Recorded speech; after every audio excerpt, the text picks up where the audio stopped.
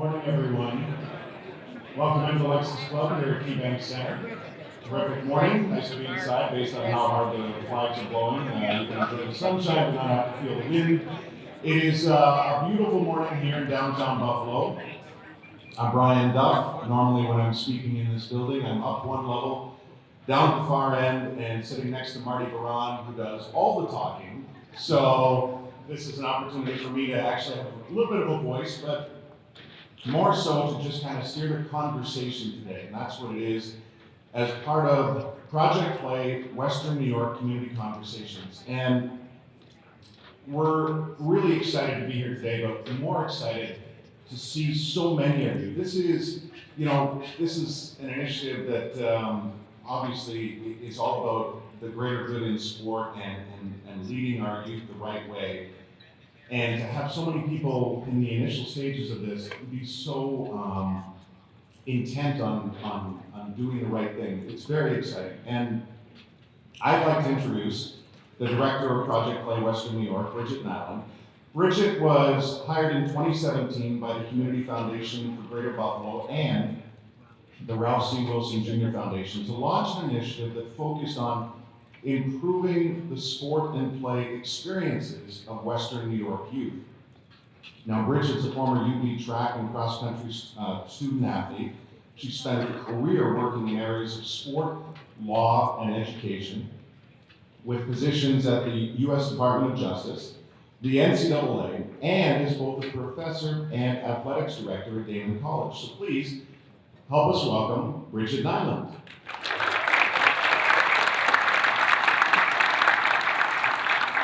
Thanks, everyone. I think the first thing I'm going to start off with is thank you for being here. Here are some ground rules. We call it a community conversation because it's a conversation. This is a pilot program. We are testing out a lot of things today that we hope to launch in a more formal way in a bigger venue with open invites, because you are all invited here today by someone that is involved with Project Play currently. In front of you today is a very long letter. You get to read that instead of hearing from me, because I want to make sure that you get to hear from all the amazing people that the Project Play Working Group has brought in front of you today. But I do want to make sure, because this day will go fast, that I do get a couple thank yous out. So thank you, Brian. As he's serving as our MC today, and as he said, and you guys know it, he had a very prominent role with the Buffalo Sabres. But like you, Brian is also an active member in our youth sports community. He was a key player in ensuring that the Alex Rice skate park was built in Amherst. And if you haven't had a chance to drive by that skate park, please make an effort. It's right across from UB. And it is an amazing thing to see kids of all ages, all abilities. And when I mean all ages, I mean all ages. And it is just a wonderful asset to this community. And it is really another example of how we can be creative to get kids moving. I also want to give big thanks to Buffalo Sabres and Delaware North for providing us this great venue and great food. As some of you might know, Ariana Grande was in here not very long ago. And when we arrived at 6 a.m., Mike Bruskowski Jr. Did a wonderful job in turning over this facility to the staff. So please, when you see them, thank you. This is a point in time where, much like my children's birthday, I let everybody come in. So I need to give a big shout out on Alicia Dizak and Jolie Perry, but you also need to understand this is supposed to be like a 150, 200 event, and we, everyone, word spread, people wanted to come. So we have about 300 people here with us today, which is a wonderful thing, but bear with us because this is a pilot, and we hope you enjoy the day and give us a lot of feedback on it, like it says in the note. I also want to thank Gretchen Genner, Michelle Roberts, Preston Teague, and especially Lorenzo Alexander, who you'll be hearing from in a minute. The Buffalo Bills and the Buffalo Foundations have been tremendous supporters of Project Play Western New York, as has, like I said, the Sabres, Rich Streller, and his staff. Throughout the morning, you will learn more about what Project Play is. The letter in front of you tries to be as detailed as possible. I could talk for hours on it, and I certainly don't want to do that to you today. I want to thank our student volunteers. If you need something today, these students are from Damon College, Medaille College, and UB School of Law. If you need something from today, they have a blue shirt. They'll also be coming around collecting your feedback cards. So there are feedback cards on all of your tables. We will have a 5-minute feedback break about quarter of the way through. We'll have another one about 3/4 of the way through. I'm a former college athletics director. I can take a lot of criticism. All the athletics directors know in the room. That's what our job is. We have to figure out how to make things better. So have at it. What did you like? What didn't you like? And understanding that some of the logistical things with lifting the cap and some things like that. But tell me about what your thoughts are about the content. Tell the working group what your thoughts are about the content. What do you want to hear more of? What do you want to hear less of? What are we missing?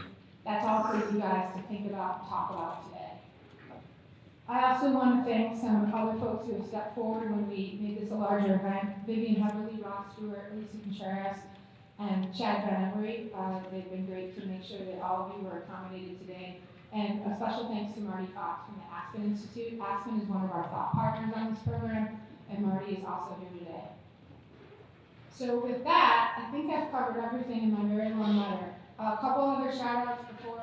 Who brought you here today? Well, each of you were invited or were shoulder tapped by members of our Project Play working group, which you can read more about in your packet.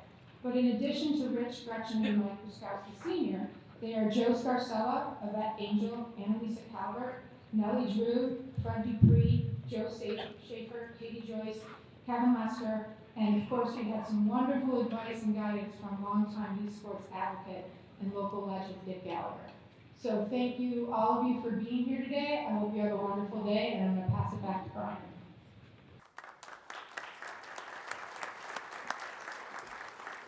Thank you, Bridget. Well, Project Play Western New York is truly honored to have Lorenzo Alexander with us here today. Many of you know the athletic accomplishments of Lorenzo, a star student athlete and graduate of University of California with a degree in legal studies, who joined the Buffalo Bills after playing for the Redskins, the Cardinals, and the Raiders. Lorenzo has been a force of leadership on the field, in the locker room, and most notably in our Western New York community. A Pro Bowl player, Walter Payton Man of the Year nominee, and founder and president of the ACES Foundation. ACES has helped youth throughout the country by emphasizing personal accountability, community pride, educational excellence, healthy mind and body through sports. Lorenzo and his wife, Manjanique, are parents to 4 sports-playing kids, so let us welcome Lorenzo Alexander to the conversation. Lorenzo, just looking back on your own youth sports experiences, is there a particular experience where, you had, where you had the lesson, kind of ingrained or pushed upon you, and then it stayed with you all the way through? Yeah, I actually did. I had a lot of them growing up, and probably want to put this disclaimer out. Obviously I'm 35, so I grew up playing sports in the 80s and 90s, and so it was culturally different back then. As far as that old school mentality, we've kind of gravitated in a lot of ways to how we coach kids now, and I think that's great as well. And I think as you coaches and parents out there need to have great balance in what that looks like, because some of those principles that I learned back then I think have kind of faded away, some of the hard work and things that you have to push through. So I say that in saying this. Growing up, my Uncle Steve was one of my primary coach. He filled in like my father figure, so like you dads out there, he was out there coaching me. And I was, quote unquote, the star athlete, one of the best guys out there on the team. And because of that, and because of some of the success I had early when I was 7 or 8 in baseball, hitting home runs, doing some all-star type of attributes, I felt like I was the man, and you couldn't tell me anything. And so at practice one day, and I guess we either weren't listening or we weren't playing up to a certain standard, and so we had to run laps. He made us run laps. I'm like, I ain't running no laps. I'm the star out here. And they can run laps. Pretty much that was my attitude. And so, he kind of got on me a little bit, and I just started walking, and everybody else was running, and I'm just walking. And little did I know he was kind of coming up behind me, and he literally, and this is my uncle, so he has privilege like nobody else, like my dad, literally starts running, drags me behind him because I wasn't gonna run. I was stubborn, and pretty much embarrassed me in front of the entire team. And for me, it was so embarrassing. I didn't really get it then, but as I've gotten older and I look back to that time, he was just letting me know no matter how good I was no different than the team. And I had to put that same type of work in that everybody else did out on the team. And so I don't encourage a coach or a parent to do that to their child, but finding different ways in order to communicate that to them early on, because you see it now, and I'll even see it when we have young rookies coming in, that sense of entitlement. Being able to address that early on in youth sports, I think is very vital to just the healthiness of a kid growing up, no matter where their talent level is, but just really understanding that work ethic is, at the end of the day, is what's going to get you over the top. And a lot of times, if you're less talented, will even allow you to pass the other individual who may have more talent than you, but doesn't have that same work ethic. If it's done the right way. Check. There we go. Yeah. We're making progress here early in the morning. When it's done the right way, the hope would be that by the time you have young players coming into a professional locker room, the sense of entitlement would never be there, right? Yeah, correct. And that's what it's all about. It's always growing, helping these young men and women, or I guess boys and girls, mature and really understand the true meaning of being great. And I think a lot of times we get caught up in winning, especially in youth sports at an early age, and so we allow certain people that help us do that, and we see that in all avenues of life. If you can help me win or help me achieve this thing, then I'm gonna let you get away with certain things. But that is definitely a double-edged sword, because I've seen it turn out way worse on the other hand. So just encouraging, the people that have a lot of influence and impact and have a lot of touches on our kids, and a lot of time our kids trust, is just really addressing that early, because we don't want that mentality, because everybody doesn't make it to the NFL. Everybody doesn't become the CEO or boss where they're allowed to kind of maybe still do that. A lot of us go into the workforce, and we have a boss, and we have coworkers, and we have people we have to work with, and if we have that mentality, we're always going to cut ourselves short or not achieve the best that we can because of this mentality that we've been allowed to have for all of our lives. As a father of 4, what are the experiences that you hope your own children will have as young athletes? Right now, I have an oldest one. She is 23, so she's graduated. She's kind of been through it. I have a 10-year-old and an 8 and a 4-year-old that are at home. We're kind of thinking things with them. And my main thing is that, they have fun. They build great relationships with their friends. They try their best.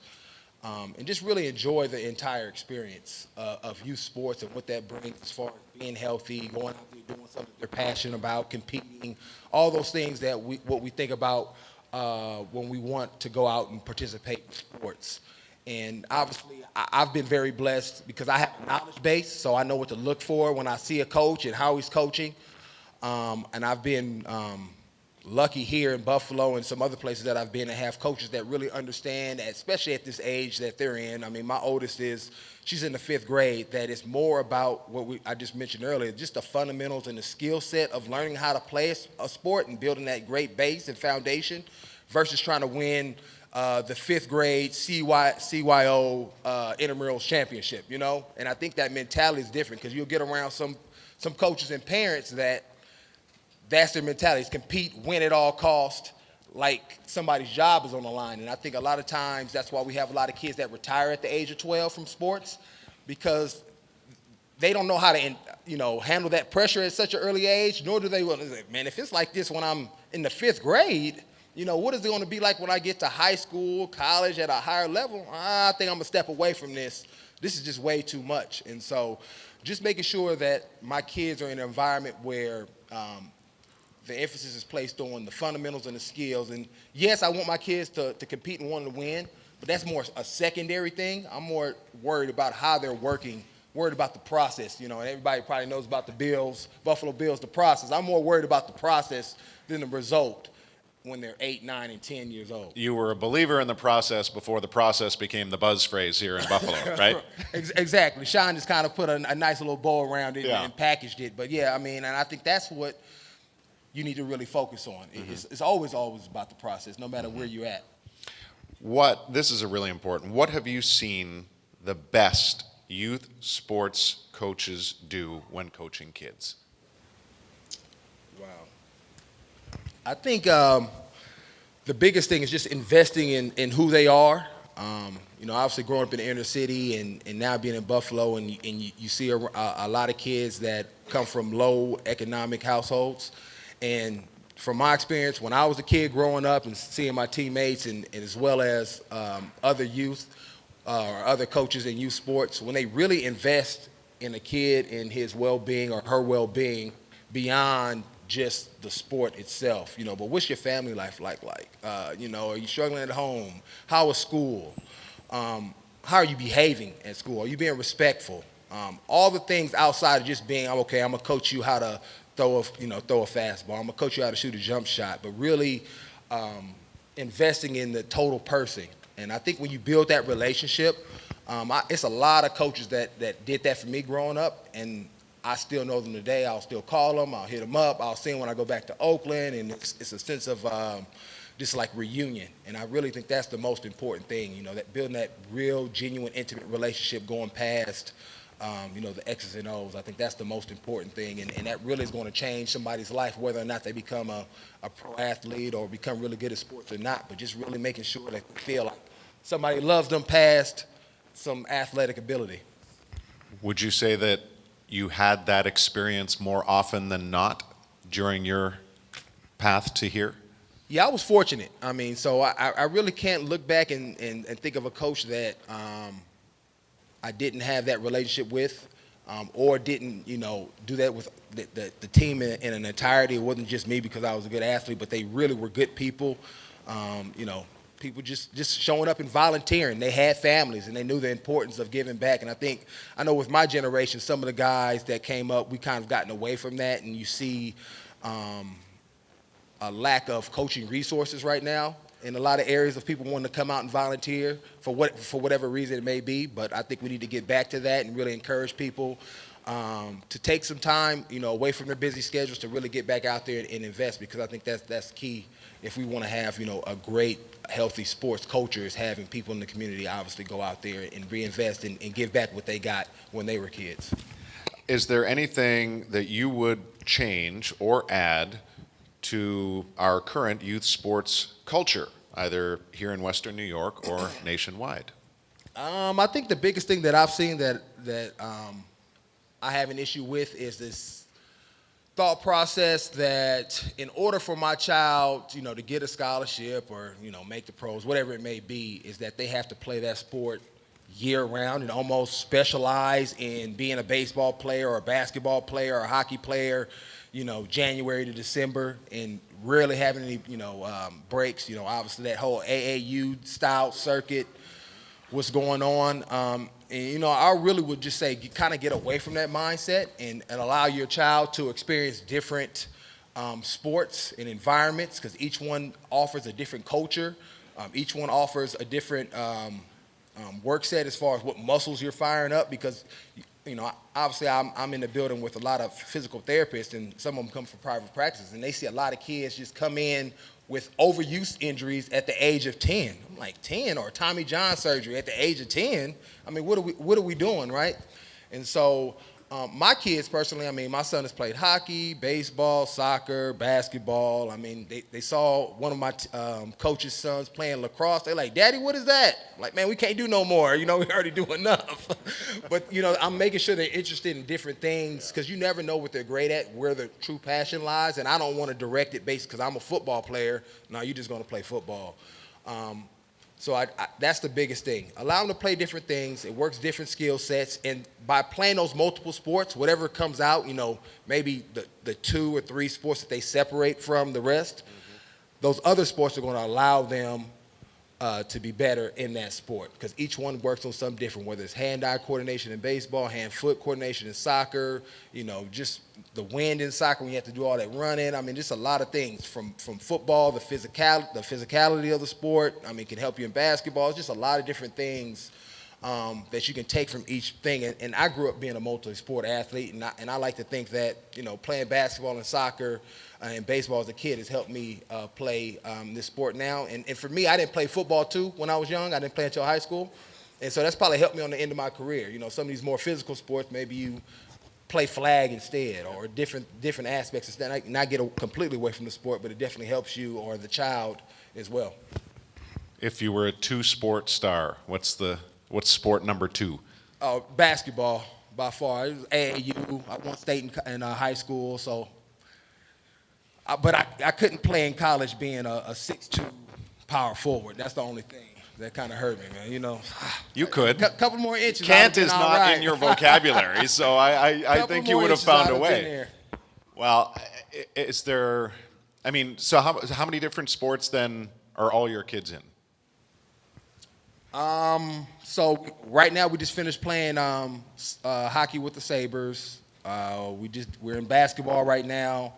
We're about to transition to baseball and flag football. And then my daughter, she does dance, cheer, which is crazy in itself too, which is a sport, It is. It's a big deal. Yeah, so we're constantly running, between me and my wife, really my wife during the season, but in the off season, I jump in that circuit and just making sure the kids get to every place they need to be.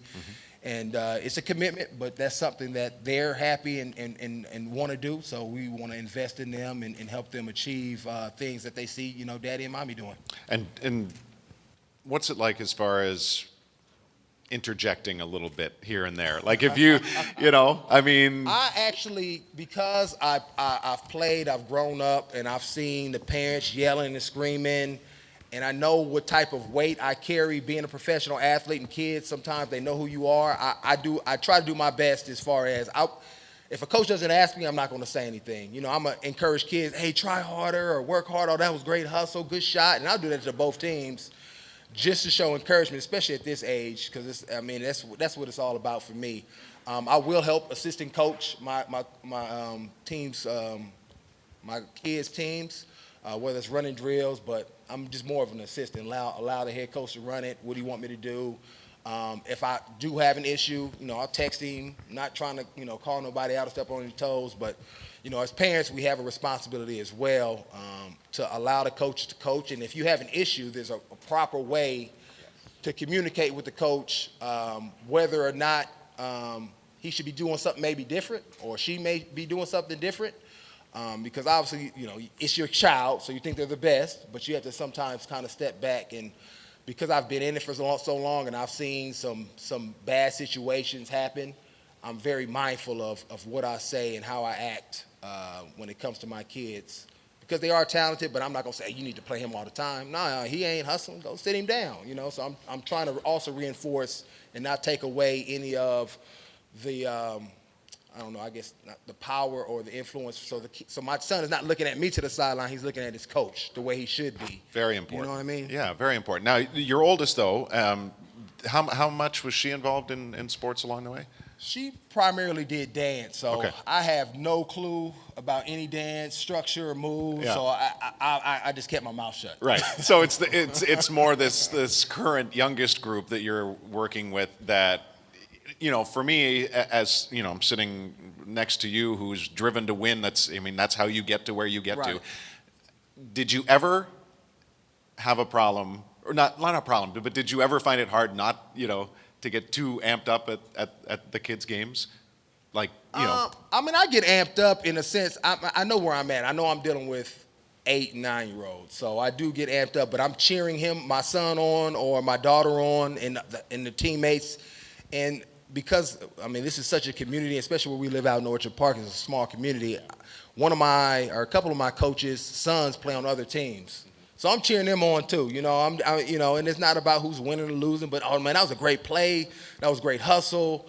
is and making sure that there's great sportsmanship behind it. And I want my son to want to win, and he's very competitive. He hates losing. Both my 8 and 4-year-old. I mean, they're much like I was in a sense, and I was almost to the stage where I was a poor sport, and so I'm trying to, and I know that's in them. Yeah.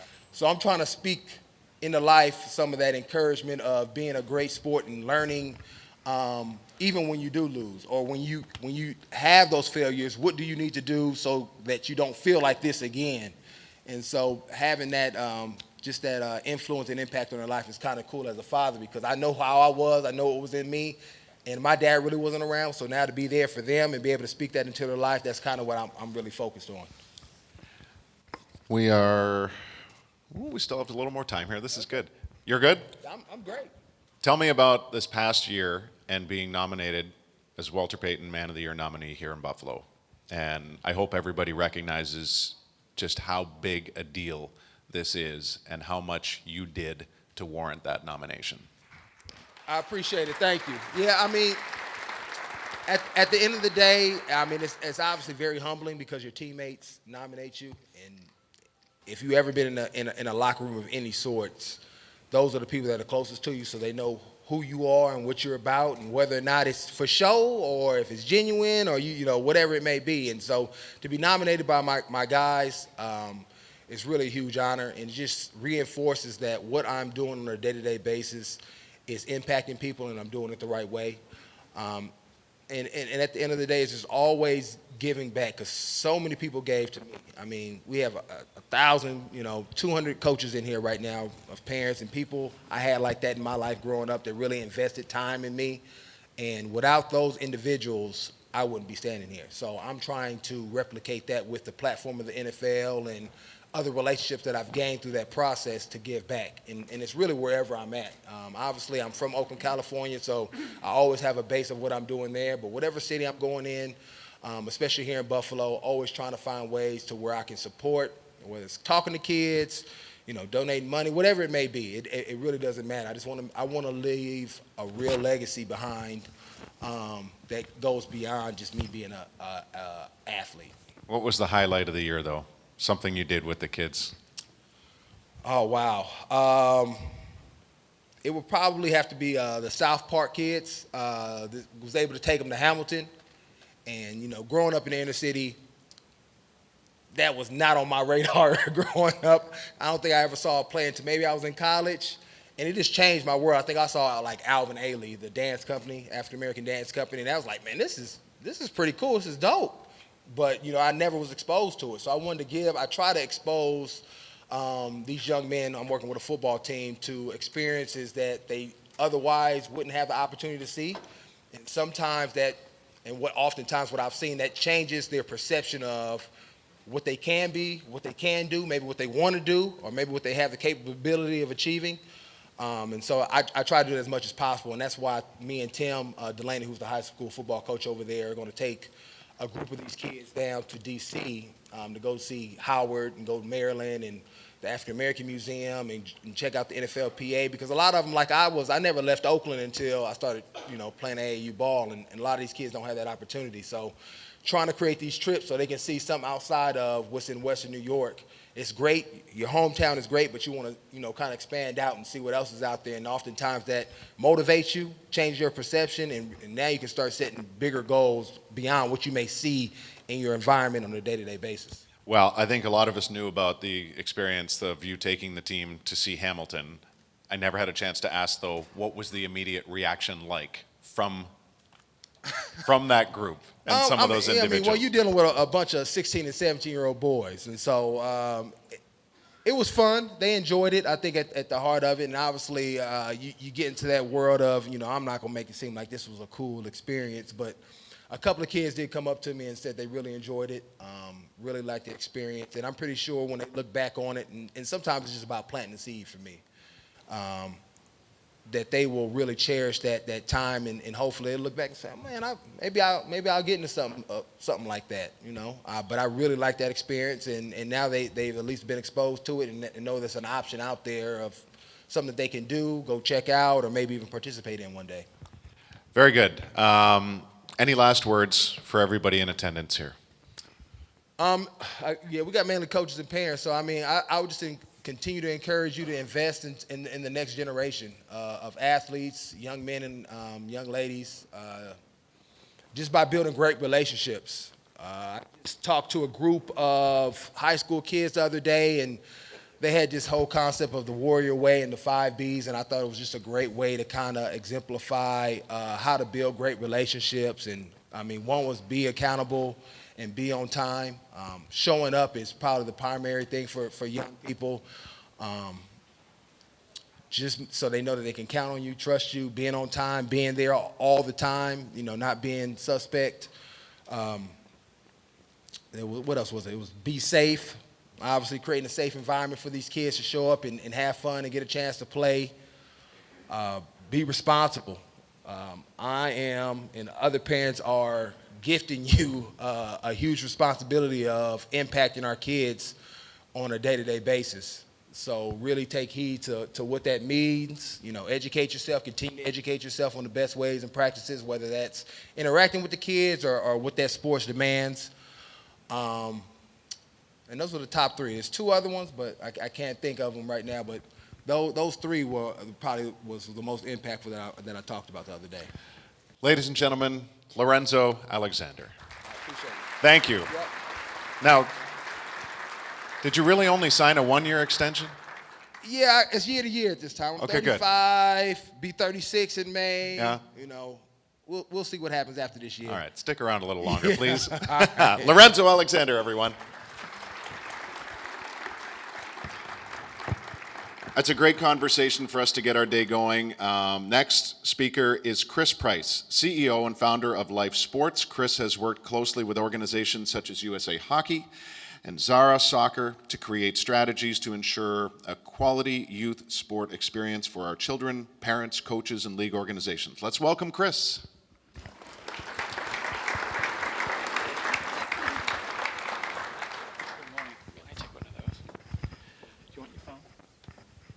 Good morning.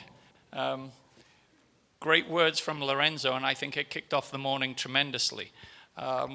What I want to do this morning is cover a wide range of topics that really just speak to the whole youth sports landscape. Here in the room, we've got a diverse group of people in terms of the sports that you represent, a diverse group of people in terms of the segment of the youth sports market that you represent, and I'm sure a diverse group of people in terms of the roles that you play within the youth sports landscape.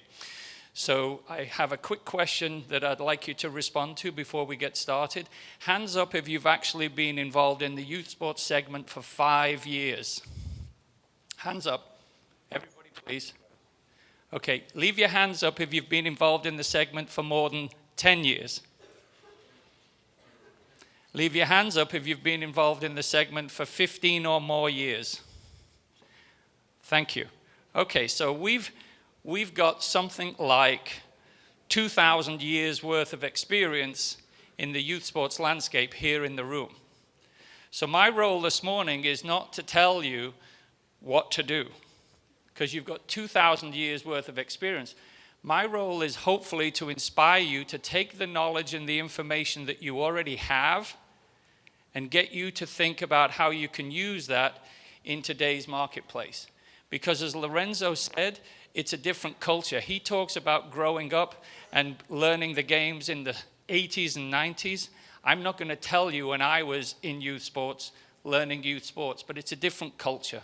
So Youth Sports Reimagined. So today's conversation, first of all, we've done the introductions. The next thing we'll talk about will be, how do you actually enjoy what you do? Because you play a very important role, but you'll do it much better if you actually enjoy doing what you do. The next would be, how do you create success within your own organization? So at the end of the day, what I'd like you to think is some of the things that we talk about this morning will take you away and give you the thought that you can be even more successful than you are now. Then discuss, what do we do next? And then if we have any time, which I doubt with me we'll have any time, I'll be rushing, we can maybe ask a question or two. Okay, so youth sports today. I just want to quickly run through the landscape. Many believe that parents are youth sports' biggest problem. Okay, and the rally cry in youth sports is we've got to educate the parents. Think about yourself, think about your own organization. Is that the viewpoint that you share or you discuss within your organization? Because it's a common topic. This is pretty appropriate. I'll give you a moment just to read it. Okay, this is a viewpoint that we see often when we visit different organizations in different sports. Okay? Is it you? The coaching experience. This is all about training all coaches. When I came into Buffalo in December and I met with the Train All Coaches group, they are truly committed to working with you, the Buffalo community, to help you to train coaches. But what I would tell you is I've been in the youth sports market in the United States for 30 years. There are more trained and certified coaches in the US today than at any time in history. The question is it having the impact that we want? So it's not about training the coaches, it's about training them so that it has the impact on your organization. How does training coaches make your organization more successful? Because today's coaching experience, 52% of all first-year coaches leave after one season. Big statistic. And for many organizations, they struggle to get coaches. So if you're losing half the ones you attract after just one season, the problem's reoccurring. And what most of those coaches tell us, it was the worst experience of their life. So we're trying to attract people to be involved in coaching, and yet for many, it's not a good experience. Okay, organizational leadership. Many of you are in roles of responsibility and leadership. It's getting harder. Very rarely do I go anywhere and have somebody say to me, oh, it's a doddle. It's getting easier. It's not, it's getting harder. These are the common challenges that we hear every day when we go speak to youth sports organizations across all sports. Take a look at them. Make a note of the ones that within your own organization you feel are the challenges that you face most impactfully every day. Are you growing? Do you retain the families that you've got? Are you getting the volunteers that you need? Are parents actually creating problems more than they might have done in the past? Are you fiscally doing well? These are the things that we talk about on a day-to-day basis, and you within your own organization should try to understand where you are on that spectrum. Youth sports stated value today. We hear the language of coach development, player pathways, the pathway to elite athletes. Governing bodies are fully committed to giving organizations at all levels curriculum that develops athletes and develop coaches. And it's more and more about development of elite athletes and the idea of going on to college scholarships or perhaps even get to where Lorenzo got to and become pro. So this is the stated value. This is the landscape. This is the value that we're presenting to families in the youth sports environment. 52,000 maths professors in the United States. A child has got more chance of becoming a maths professor than they do of actually turning pro. Just think on that, because we're attracting families to youth sports by telling them we're going to develop their child as an athlete, that we're going to take them to the promised land of a college scholarship or perhaps beyond. The fact is that they got more chance of actually being a maths professor. Retention, it's a huge question. How many, hands up if you would, how many of you actually track the retention of the membership in your organization? Those of you that put your hands up, tremendous. It's the biggest statistic that isn't tracked in the youth sports environment. Look at the stats on the screen there. Are you doing this full time? Are you a professional in the youth sports business, or do you involved in another business? Okay, perfect. You got your own business. So if you lost 26% of your customers every year, how well would your business be doing? Wouldn't do very well. But look at the statistics. In soccer and in volleyball we lose 26% of the players every year. Baseball, basketball, 18% of the players every year, they leave. So if we're trying to grow youth sports participation, the reality is that we've got to do a better job of keeping the families that we get. So you should know what your retention is, and if you don't, that's okay, but start to work on it when you leave here next week. Start trying to understand what your retention is, because retention is a huge number because it tells you what the families think of the current experience that you're delivering. They're letting you know whether it's a good experience or not. 5 million, a huge number. That's the number of participants in youth sports in the United States that we've lost in the last 6 years. When I talk to people who are not involved in youth sports, they think youth sports is booming. I've been called a communist when I speak to people and tell them that the youth sports participation is declining, because they don't believe me. They think we're making the figures up. These are figures from the sports and fitness industry. They're not our figures. Why is it? Take a look at this list. You know where your organization sits on the spectrum. 98% of all youth sports organizations say that it's all about player development, coach development. For those of you that are in the recreational segment, it's all about, can we deliver a low-cost experience? For some, you even try to deliver free of charge. For those at the competitive level, it's all about better coaching. We'll give you better player development. And when you get up to the elite level, it's all about this pathway to a college scholarship, professional career. Think about your own organization, and is that how you think? When we travel the country, these are the common ways in which organizations make decisions. And because there's a common way to make decisions, there's a common outcome. And that's why we're declining, and that's why we're seeing participation figures not going the way that we would want. National governing bodies. There is a platform that most national governing bodies believe to growing the game. One is low cost or no cost entry to sport. Second would be to actually create coach and player development. And the third would be facilities. The challenge is that that formula hasn't worked. If you look at the London Olympics were the most successful Olympics ever from a financial standpoint and from the way Great Britain actually performed. Youth sports participation has declined. So the reality is the pathway to success is not necessarily medals, and it's not necessarily money. So we've got to talk about how can we create success? Because organizations across the country are thriving. Maybe there's many of you in the room. I've not had the opportunity to speak to the organizations that are in this room, and some of you may be thriving. You're doing the right things. But there are organizations thriving. You can thrive. We've just got to reimagine how we do the things that we do.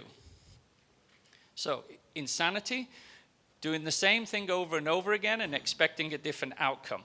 What we've got to do as a youth sports group is really look at how can we apply the experience that you've got?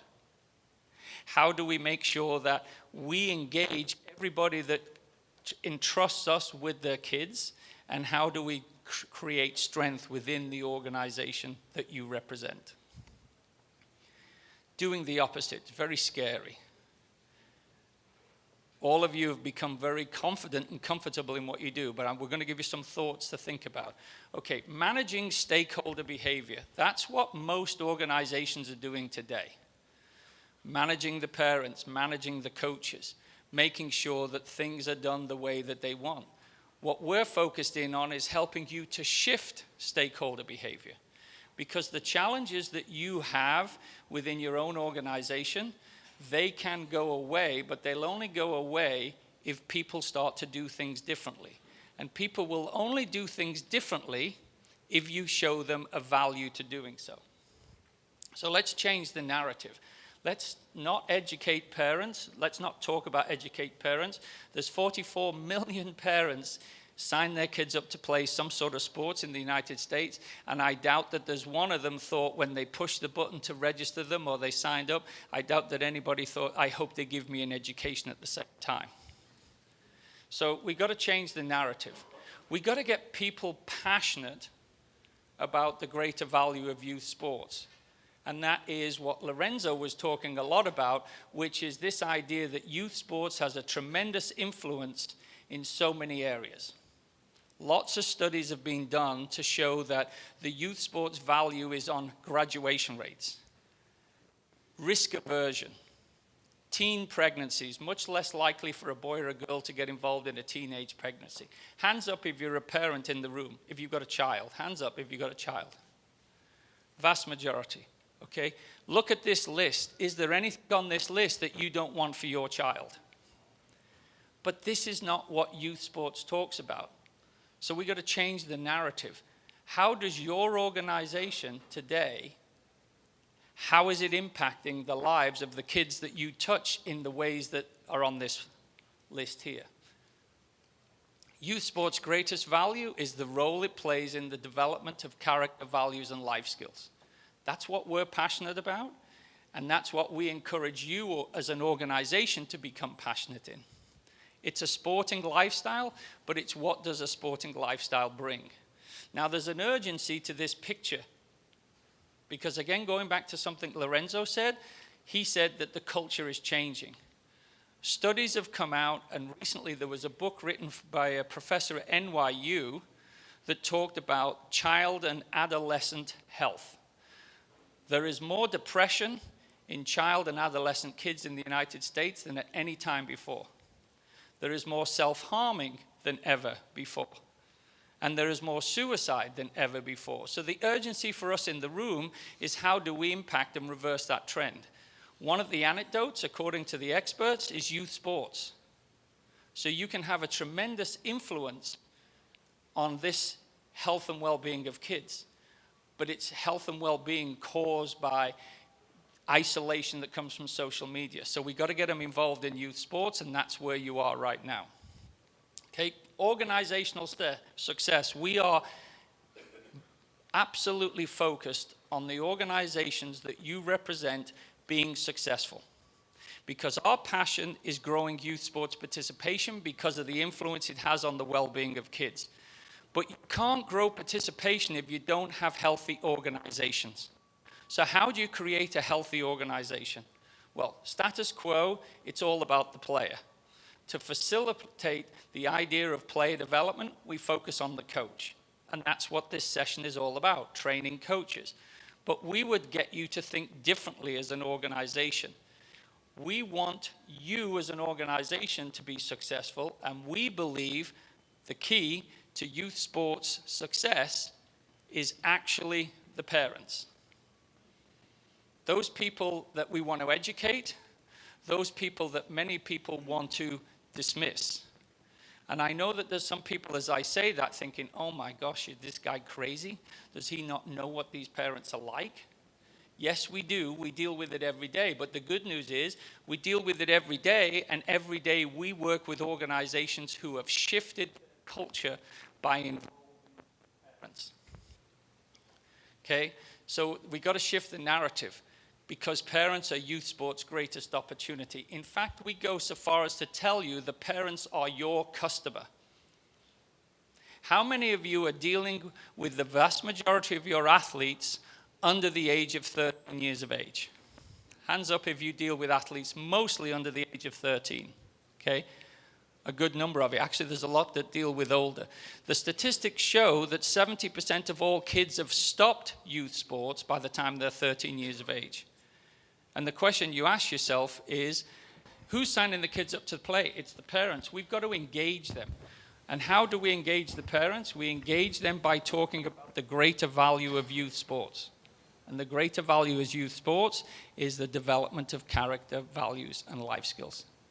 So the focus of the organization is how do you create a better family experience?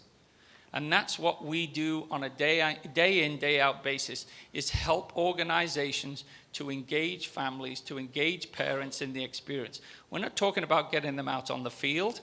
We're just talking about communicating to them what is the value that the family is going to get. Okay? The second is a positive, safe playing environment. Lorenzo talked about it. It is the number one expectation of every parent that commits their child to play. A positive, safe environment.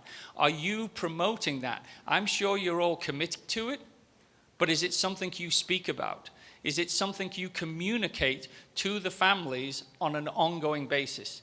If you're not, you're missing an opportunity for organizational success. It starts with coaches becoming passionate about the greater value of youth sports. Too many coaches are judged by the idea of a one-loss record. What are you doing as an organization to recognizing coaches differently?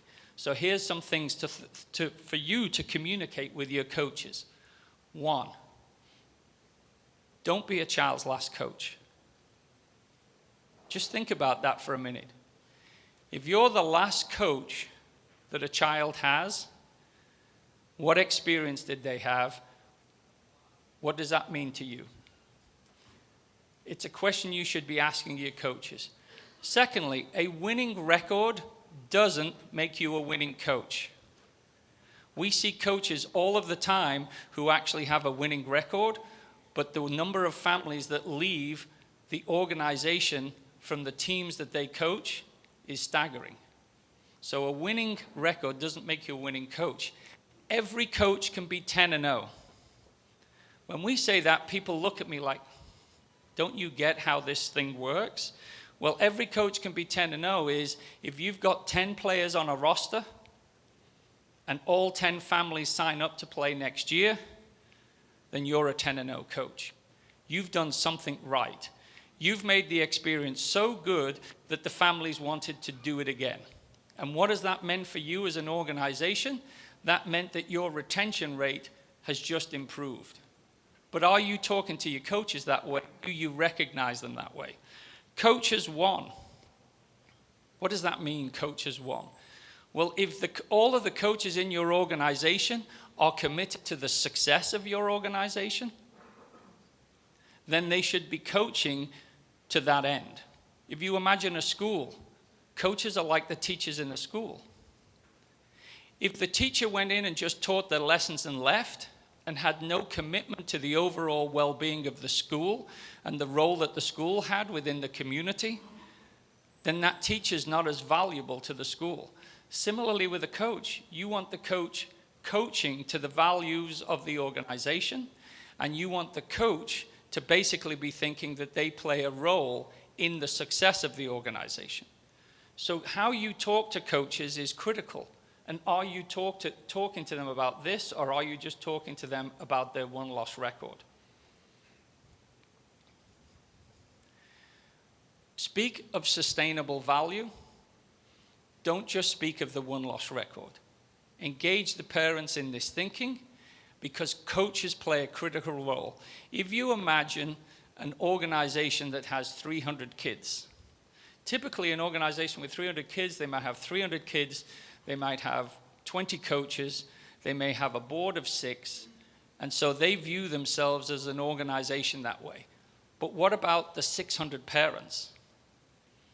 Now you've got an organization that might have as many as 1,000 people in it. And if you're the CEO of a company that's got 1,000 people, you're actually operating a large company, and you have to communicate effectively. And your middle managers in that company are critical to taking that message out. Coaches are the middle managers of your organization. The leadership and the board sets the tone of who you are as an organization, but the coaches represent you like the middle managers in a company. So they play a critical role. And the role that you've got to get them to understand is their role is in changing the narrative. Their role is being part of your organizational success. And what you will find is when you engage coaches this way, they actually enjoy the experience more. They actually become more engaged in what they're doing, both with the kids, with their teams, and with the organizations. So from our perspective, the coaches are critical.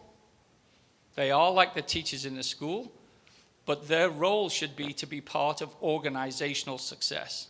because it's organizations succeeding and thriving that will help us to grow participation. And if we can grow participation, then more kids are going to get the benefits of participating in sports. And in today's modern landscape of kids and adolescent growth, youth sports is playing a more and more critical role. I believe, next steps. So the first next step is some of you have brought maybe a large number of your organization, perhaps the whole leadership team. But the first thing you've got to do is get your organizational leadership to be engaged in this thinking, reimagining how the organization creates success. The second is to ultimately make sure that you understand an organizational why. When we go visit with organizations, pretty much all of them can tell us what they do. Most of them can tell us how they do it.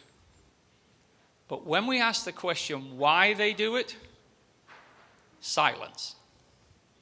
So you should figure out what your why is. Is it to help the community? Is it to have an influence in terms of education, a commitment to education? You should understand why you do what you do, the role it has within the landscape of your community, and have everybody agree on that. And the third one would be engage the coaches in this thinking. So rather than just have the coaches be the coaches are the coach that take this message of the why, that takes the sustainable value message, and coaches as one for your organization. And importantly, you have to recognize them. Recognize those coaches that get involved in those things with you. Don't just recognize the coach that had the best record. Coach of the year may not be the guy that was 10-0 in terms of wins and losses. Perhaps the coach of the year will be somebody that absolutely exemplified your organizational why, highlighted the role of sustainable value, and created raving fans for your organization from the families that you are involved with. So miraculously, I think that wraps me up in time, okay? And I don't think there's any time for questions either. I think I'm within minutes of it. Okay, thanks guys. I hope that you were able to take something from it and that you will start by thinking about your organizational why. Thank you. I can't believe I got it done. Yeah, you did. Thank you, Chris. For those of you who have questions or would like to have further discussion with Chris, he'll be available just outside the entrance there at the question and answer tables. So next up, two names some of you may be familiar with. Mike Masters founded Cross Training Athletics in 2005 and has been working to train the hearts of both coaches and athletes in Western New York scholastic sports. Cross Training works with over 28 school districts. Here with him today is Casey Kaz. Some of you may recognize Casey as the outstanding quarterback for both Sweet Home High School and Buffalo State football. Mike and Casey will be walking us through some common scenarios in youth sports and how we may want to reimagine our responses. Mike and Casey. Coach Masters? Case. Hey, What are you I doing, didn't even know you were man? going to be here, man. How you doing? This is awesome, man. Good to see you. Good to see you too, man. You know what? I heard you're doing a bang-up job with youth for cross-training athletics, and man, you're just a super guy. Hey, this conference is going to be awesome. It already is awesome. Chris Price, he rocked it, man. Hey, can we give it up for Chris? He was really good, you know? And I tell you, Lorenzo Alexander, and what a lineup. Yvette Angel's here. Kevin Lester, you don't even know who Kevin Lester was. The natural. But you I know weren't that. Born, how do you know? Okay, Kevin Lester's here. Mike McDonald. What a great lineup we got here. You know, Casey, I was just, we're talking about youth sports. What a great place to be. The other day, What? I'm talking to a couple of youth sports coaches. I know there's many of us here, and I'm talking to them, and they said something that kind of caught my attention. They said, hey, we got a great thing going on this year. We're stacked. We got a lot of good players. We're winning the championship. We're winning it all. That's what they said. We're winning it all. And I sat there, and I thought, what would Coach Masters think about this? What do you think about that? Well, you know what, Casey? Everybody has their vision for youth sports. Not everyone, but most people have a vision. And a vision is a clear, powerful picture worth pursuing. So what, I think of Tony Dungy, right, when he says this. Absolutely. What a powerful vision. He said, under every jersey is a heart. if that was our vision, that young person, that he's got a heart or she's got a heart that beats, and that the vision might be this for everyone, that the vision, let's see, what would happen if the vision was that we would cultivate, develop intrinsic life skills, the heart, that would bring lifelong success to that kid? That would be a powerful vision. That those intrinsic things is like, character, okay? Like, character, okay? Knowledge is good, skills are good, but the bottom line is that character has value and a promise for today and the future. And I think John Wooden said, your character is more important than your reputation. And the other thing that goes along with that character thing is it's like, it's the number one component for success and overcoming adversity. Hey, I was a youth coach, right? My kid, he was 5th grade, it was really cool. So, but it was, what happened was my first, I got the last kid on the draft, 222. He was number 2 in everything that he could do, all right? And so he couldn't throw, he couldn't hit, he couldn't catch, couldn't run, couldn't do any of that stuff. So he comes to his first practice, he goes, "Are you the coach?" I go, "Yeah, I'm the coach." He goes, "Well, I just want to tell you one thing. I hate baseball, I don't want to be here, and I forgot my glove." And I'm like, and now, right, my assistant coach, he's standing next to me, he's the dad who's next door to me, he goes, "Hey, we got to get rid of this kid." I go, "We can't get rid of this kid, man. He's on the team. We can't do like cuts." So, you work with kids. What? Coach, I can relate. I don't know if you know, the sports program that I run is called ASAP, After School Athletic Program. Yeah. And we have a dodgeball league. Okay. First day of dodgeball, true story. A kid shows up. To protect his identity, we'll call him Johnny. Johnny shows up. He looks at me and he does something similar. "I don't want to play dodgeball. I don't like dodgeball." Great. I said, "Well, everyone likes dodgeball. Let's try it. You might like it. Let's try it." Right. Guess who the first one out was? Johnny. And of course, he gets angry, shouts, screams, "I hate this," runs out of the gym. After the first day, we gave him the affectionate nickname of Tylenol. We just had this, we're going to call him Tylenol because he was giving us headaches. And so after the first day, we decided, we got to change this. We got to do something. Right. So we decided, what might happen if we decide to show this kid that he has value? He might not be the best dodgeball player, but he's got value in our after-school program. For being there, he's got value. So we decided to do this thing called Connect 3 with him every day that he came. What's And Connect 3? I'm glad you asked. It's very what's simple. Connect Connect 3, 3, you can do this with any kid, with any coach that you have. It shows them value. It's 3 things you want to connect with them in. The first one is eye contact. So whenever this young boy walks in, we give him eye contact. Look him in the eye. The next thing we do is physical contact. Hey, man. Go give him a handshake, give him a high five, whatever it is, and say, "Hey, Yeah. I'm glad you're here today, dude. We're pumped up that you're here." And just by going up to him at the beginning of the day and doing that, we noticed a difference right away. As soon as we started going up to him and giving him that one-on-one attention and connecting with him, Connect 3, his attitude started to shift a little bit. What's the third part of Connect 3? The last part of Connect 3 is this, the inspirational or emotional contact. We want to say something that is just meant just for his heart. Something small, maybe it's just, "Hey, man, I like your shirt today. I like your shoes. I'm glad you're here. You have a great smile." Something like that just lets him know that we care about him, that we're here for him. Yeah, and without him, we're incomplete. Because we need everybody. Every kid that comes bring something, has some sort of value that brings. Absolutely. And so here's the thing, too. What might happen if we discovered what this young boy's gift was? Because he's a terrible dodgeball player. He had a gift. Every single person has a gift, talent, or ability. His was not dodgeball. We knew that. But could we discover what his gift was, what he was good at? And you know what we did? We said, well, this kid's pretty good at getting hit with dodgeballs. He's pretty good at that. What if we made a dodgeball game where you were allowed to get hit? And so we said, we'll play this game where we have a special protector and we have a king of the dodgeball court and we have someone who can protect the king. So this person can bat the balls down, they can use their body to shield, and we made that position for him. And you know what? Loved it. He was the best at it, too. He had an absolute blast. His attitude completely changed because we made this game just for him. And it took maybe about a minute to explain the game, and we said, hey, buddy, you're going to be this guy who gets to get hit with the ball, and he loved it. Great. Changed his whole attitude because we found his gift, and everybody has a gift, talent, or ability. It might be the kid who's the least talented, but he's got something he's good at. He's got something. Okay, so it reminds me of the ABCs. We talk about ABCs, 1, 2, 3, you and me and all that stuff. You and me and the kid, ABCs. I believe every kid, number one, he wants to be accepted. The number two and the B is he wants to belong. Like, hey, you invite him to lunch. You invite him to be a part of that. And the last thing every kid wants to do, he wants to contribute. He wants to say, I want to be a part of this thing. ABCs. Accept it, belong, contribute. Yeah, cool thing. Now, you've coached for many years. Couple. I know there's I was 3 and now I'm 61. My dad was a coach. it's been a I long was on the time. field a long, long time. So you've had a lot of experience Yeah, a dealing little with a group of people who don't make any mistakes. They're always perfect. It's the officials. Yeah, they're. A lot of experience with officials, right? And they never make mistakes. And every time we have a game, they're perfect and everything's great. You're kidding me, right? Officials. Ugh! Oh, No. okay. Sorry. You know, what would happen? What could happen if we did this?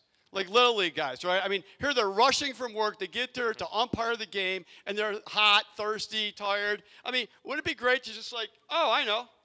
Throw them a little love. Give them a little bottle of water as they show up. Maybe give them some kisses. Oh, these are for you today anyway. It's a whole thing of kisses. I mean, no, I think the big thing is everyone wants to be valued. If we could honor and give those guys dignity, how could we do that? Dignity was when the call goes against your way and it's a good one, tell the umpire, hey, you know what? That was a good call. I mean, how many times do you get one of those statements, right? And what are we doing? We're trying to give some inspirational contact. Touch him a little bit in his heart where he's at. The other thing is when I think about umpires and officials and all that, and I've done AYB, and you don't get the best calls all the time. I think setting the example that for your kids that let's forget what's behind us and let's reach to what's ahead of us. Let's drop that play, trying to get that example to the kids that are going to honor and give this guy dignity. And harsh words just seem to stir up anger, but soft answers, speaking to guy in a normal tone, it just, that's not easy to do. But I think if that happens, one of the greatest youth coaches of all time, MLK, Martin Luther King. I wonder what he said about that. Oh, yeah, here's what MLK says. He says, you know what? Because we look at these guys like this sometimes. MLK said this. He goes, love is the only force powerful enough to change an enemy into a friend. Be patient and kind with that person. What a great youth coach he probably was, MLK. I had this situation, right? I'm coaching, right? And I'm going against this coach who's a jerk. Okay, he's a jerk, okay? Wouldn't shake my hand, wouldn't talk to me, always beat me. I don't know why he didn't like me because he always beat my team. So this coach, right, he just wasn't a real nice guy. So I want to beat this guy, okay, 4th and 5th graders, and I'm getting all fired up over another coach. Smart move, guy, right? So we got bases loaded, no outs, 5th inning, 0-0. Ball goes past ball. I yell at my kid, just great kid. I can't say his name because he's so good, and I want to protect the innocent. So I go, go, go, go, go, go. He freezes, all right? He's a 5th grader. He freezes on me. I go, go. So now he goes halfway, and the guy gets the ball, and I'm like, no, get back, get back. So now the kid's like this, right? He's all frozen. And what do you think happens? They throw down there, and they pick him off. Great response by me. I roll my eyes, walk away, and go like, oh, you got to be kidding me. Case, could you help me with that? You know what, Coach? I can relate. I can remember growing up, I had a coach, and I threw a lot of interceptions, unfortunately, in my career. And every time I did, I had a coach who did the same thing every time. Get in his squat position, hands on his knees, drop the head, sit there, and I would just know I didn't want to go back to the bench because I had a coach who's sitting there and not giving me eye contact. I could tell he's frustrated, and I'm sitting there going, oh, great. Listen, I got to go back to the bench, and I know he's going to yell at me. I'm not looking forward to it because this is not going to be fun, of course. But Coach, what might happen if instead of looking away, breaking eye contact, rolling our eyes, kicking the dirt, instead of doing that, we went up to him when they made a mistake, put our arm around him, look him in the eye and say, hey, you know what? We all make mistakes. You're going to bounce back from it. And we speak something positive to him. What might happen if we do that, right? What would happen to that kid? What would that do for a kid who makes a mistake? Because when we played youth sports, so I know any one of us who've played, we've all made mistakes. And, when that happens, we want someone to build us back up. And that should be the coach. So what might happen for that kid if we do that? Well, one thing, his confidence is going to go back up because when he makes a mistake or he or she makes a mistake, their confidence goes completely down. And so if we want to build it back up, we got to let them know, hey, you know what? Everyone does that. Coaches make mistakes. We all make mistakes. Everyone does. And it's okay to make mistakes. I learned a tough lesson that day. I saw my youngster over there on the bench with his head down. And the smartest move I ever made in youth coaching was leave the box, the third base coaching box, walked over there, got down on my knee, and I used his name. I says, please pick your head up.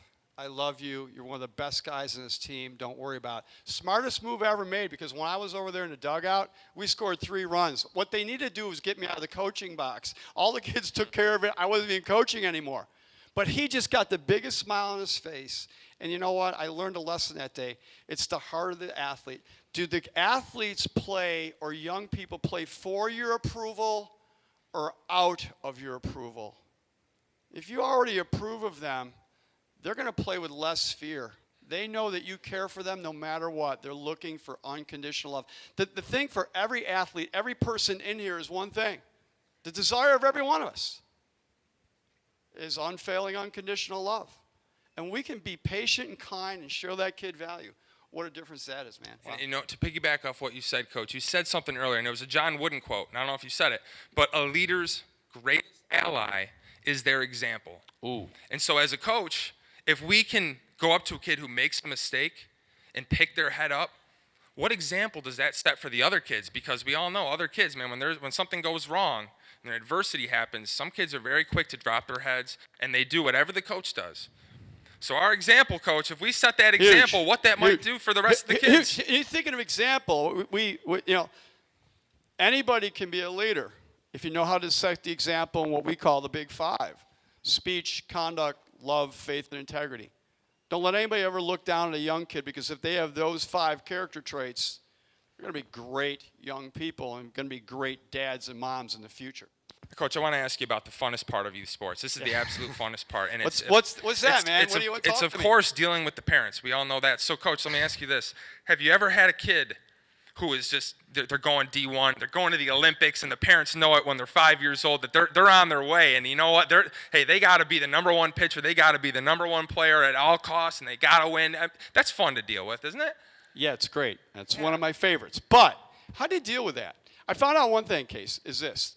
Everyone walking in here today is fighting a battle we don't know about, including that parent and that kid. So what should we do? We should be patient and kind. I think the greatest thing with the parents is that you need to cast your vision, what this team is about, what we're after, what we want to do. The intrinsic value thing is really important. And in this certain instance, sometimes, though, you know what? Hurting people hurt others. This person was like, they were hurt because their kid wasn't on the A travel tournament team, and they got upset with the league. But what happened was they moved the kid to another league, and he was on my team, and I'm like, what do I do? And so the parent distanced himself, and I'm like, okay, something's got to break here. We got to change the narrative of what's going on. And it was like, all of a sudden it hit me, you know what? I just called her up. I said, I know you're really hurting over this. To empathize with the parent, because they love their kid. They'll do anything for their kid, almost. We know that. I said, I really empathize with you, and I tell you what, if I did anything to offend you, please forgive me. And oh, by the way, your son, our other little guys are really missing him. Next game, he was there. And a mom took her chair from right field and brought it back to the bleachers where she used to sit. And I think humility sometimes is a very, very, very powerful thing. And just, reaching to them, because if somebody's hurting, you got to go to them and try to help them somehow. Okay, it's been really great being here, hasn't it, man? This is awesome. This conference is going to continue just rock, And in closing today, I just want to do this in closing. Not only is it going to be a great conference, but I just want to thank you people for listening and to us today. And we pray that and hope that you got a little something out of this today about connecting with the heart of the athlete. Our whole thing is cross-training athletics, training the heart of a champion. The heart is the key. Above all else, guard their hearts, because it's the source of life. If we lose their heart, we lose everything. We lose it all. And how do we do that? Well, I believe, like Casey said, Connect 3 is a big deal. Just start with that. Put a smile on your face. Be excited when they show up. And then find a way that they can contribute. It's taken us 14 years, but we want to try to give you some tools. And we'll be available here. But we have what's called this character playbook. It's called Big Five. And it has a theme. It's very simple. We made it for dads. We made it simple. We made it for moms, that they could take this character playbook. With that goes some certificates to award character, because character is so crucial for them to be successful in life. And as we wrap this up, Bridget Nyland, I got to say something about Bridget, okay? Yeah, oh yeah. First of all, Bridget, I mean, this lady, competitor, they talked all about this great thing, UB Hall of Fame, But what she's really competitive about is youth sports and compassionate. Her dad was a great player at Canisius. Her brother was a great football player who kind of beat on my dad's team at the stadium.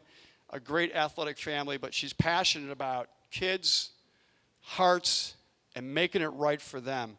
And I just want to thank Bridget and this whole Project Play thing today. You've been really great. Thank you so much. There she is. She's right back there.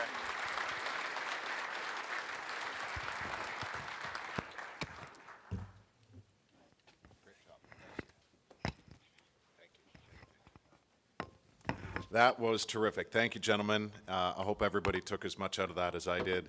As a parent, you can never get reminded of things like that often enough, and just makes me want to get out to the next kids activity and see great coaching with kids and see what they take out of those moments. So Mike and Casey, thank you for that.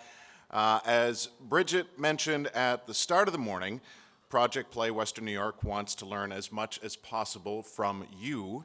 So on your table are feedback cards, so please take a moment to provide us thoughts on what you've heard so far and if and how it should be incorporated into future Project Play Western New York conversations. And students in the Project Play Western New York t-shirts, which you see roaming around, will be collecting the cards. So we're going to have a quick break so you can do that, and then we'll be back with you for a coaches panel coming up. Stay with us.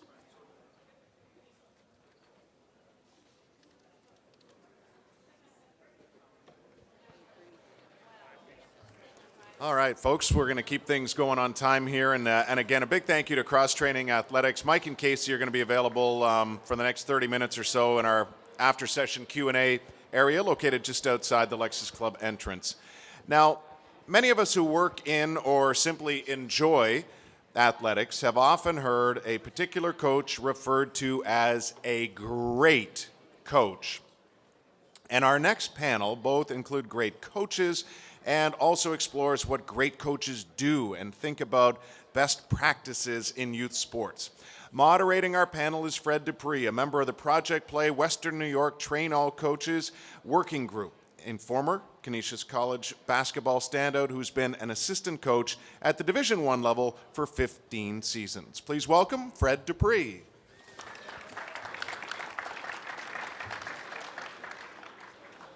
All right, thank you.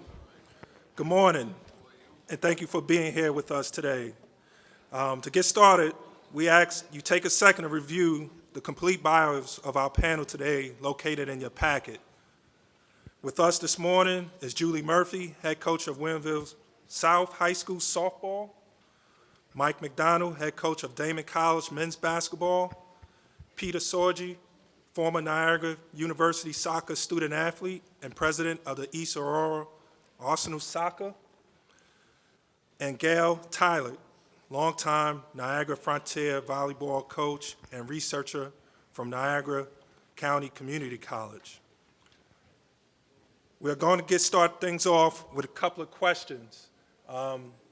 This is a good session, especially for you coaches and parents, just trying to get an idea, especially with youth sports, and get an idea of what us coaches on a high school level, youth sport level, and on a college level deal with on an everyday basis.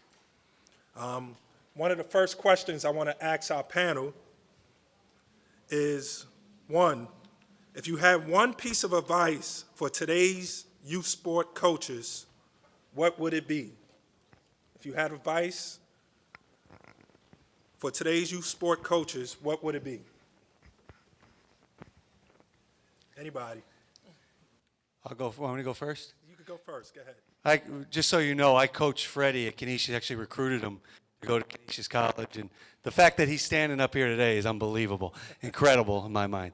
I would say the biggest thing for a youth sports coach is your record doesn't matter, right? If you're coaching Little League, you're coaching Little Loop football, you're coaching youth basketball, the record doesn't matter. As much as everybody wants to win, I think a lot of the problems happen in youth sports when people are so caught up in with the winning and losing and not in the development of the players.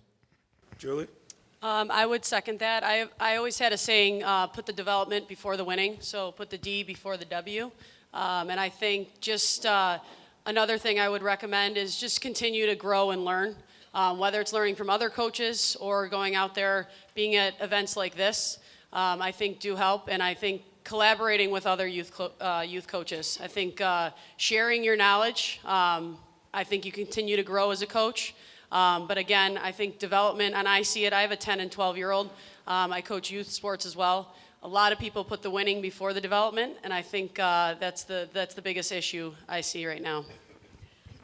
I would say, I would repeat what both of them said, but I think it's really important to become a gym rat.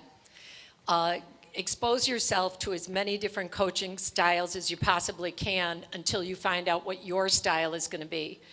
In addition, I'm a huge journaler.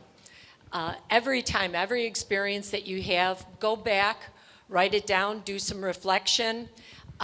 Begin today. When you leave here, start archiving every exposure that you have until you find what your style is going to be. My coaching style isn't going to be exactly the same as Julie's. Even if we have the same outcomes and goals, you have to find what your style is going to be that you're going to have most effect. And finally, I would say goal setting.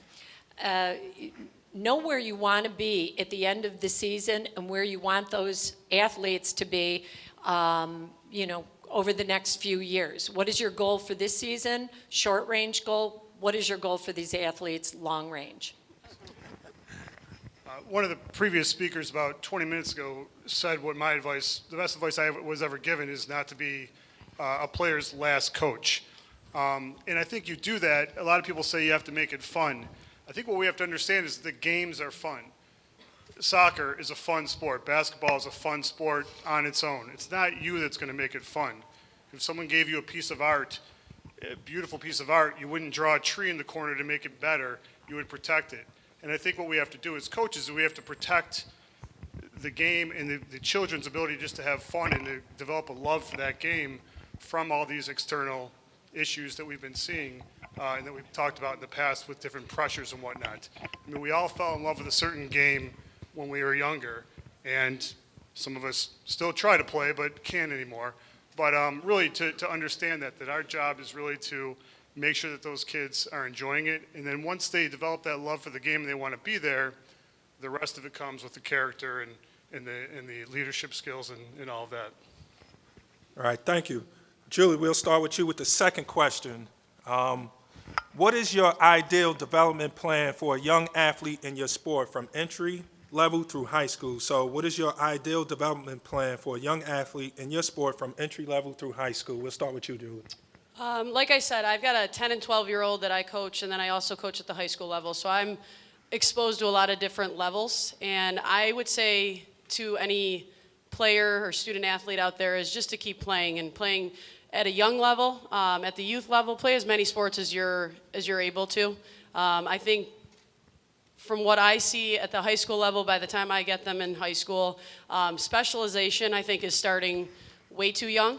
And I do think that just being able to play as much as you can, coaches are interested in athletes, and athletes have great instincts. I think that's just developing.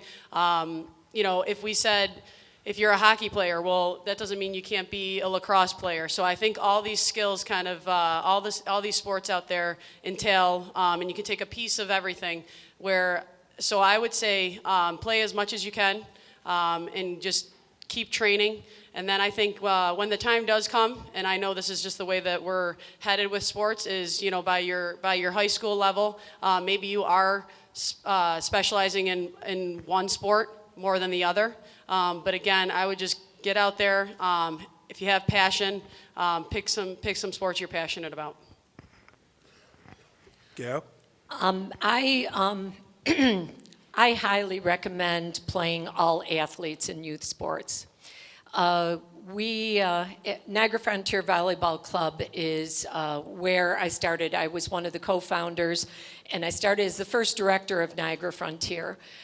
We had many difficult conversations in building that club. We combined 3 clubs. We created policy. There were 11 of us on the original board of directors, and it was very, very difficult for the coaches at that time, youth coaches, to understand and embrace the concept of all athletes, equal participation at the younger levels. But the benefits of that, if you are goal setting and you know what you want those athletes to end up with, what skills you want them to have, we actually took it out of the coach's hands and we built it into the policy book that there was equal play for the athletes. And it ended up developing as those individuals grew.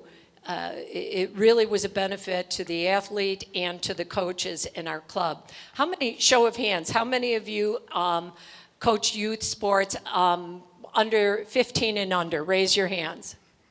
Okay, keep your hands up. How many of you have a policy for equal playing time when you get into contests? Keep your hands up if you do. About half the hands went down. I highly recommend you go back to the drawing table, the advisory board, and have a discussion about that. Well, the question that was posed to us talked about through high school.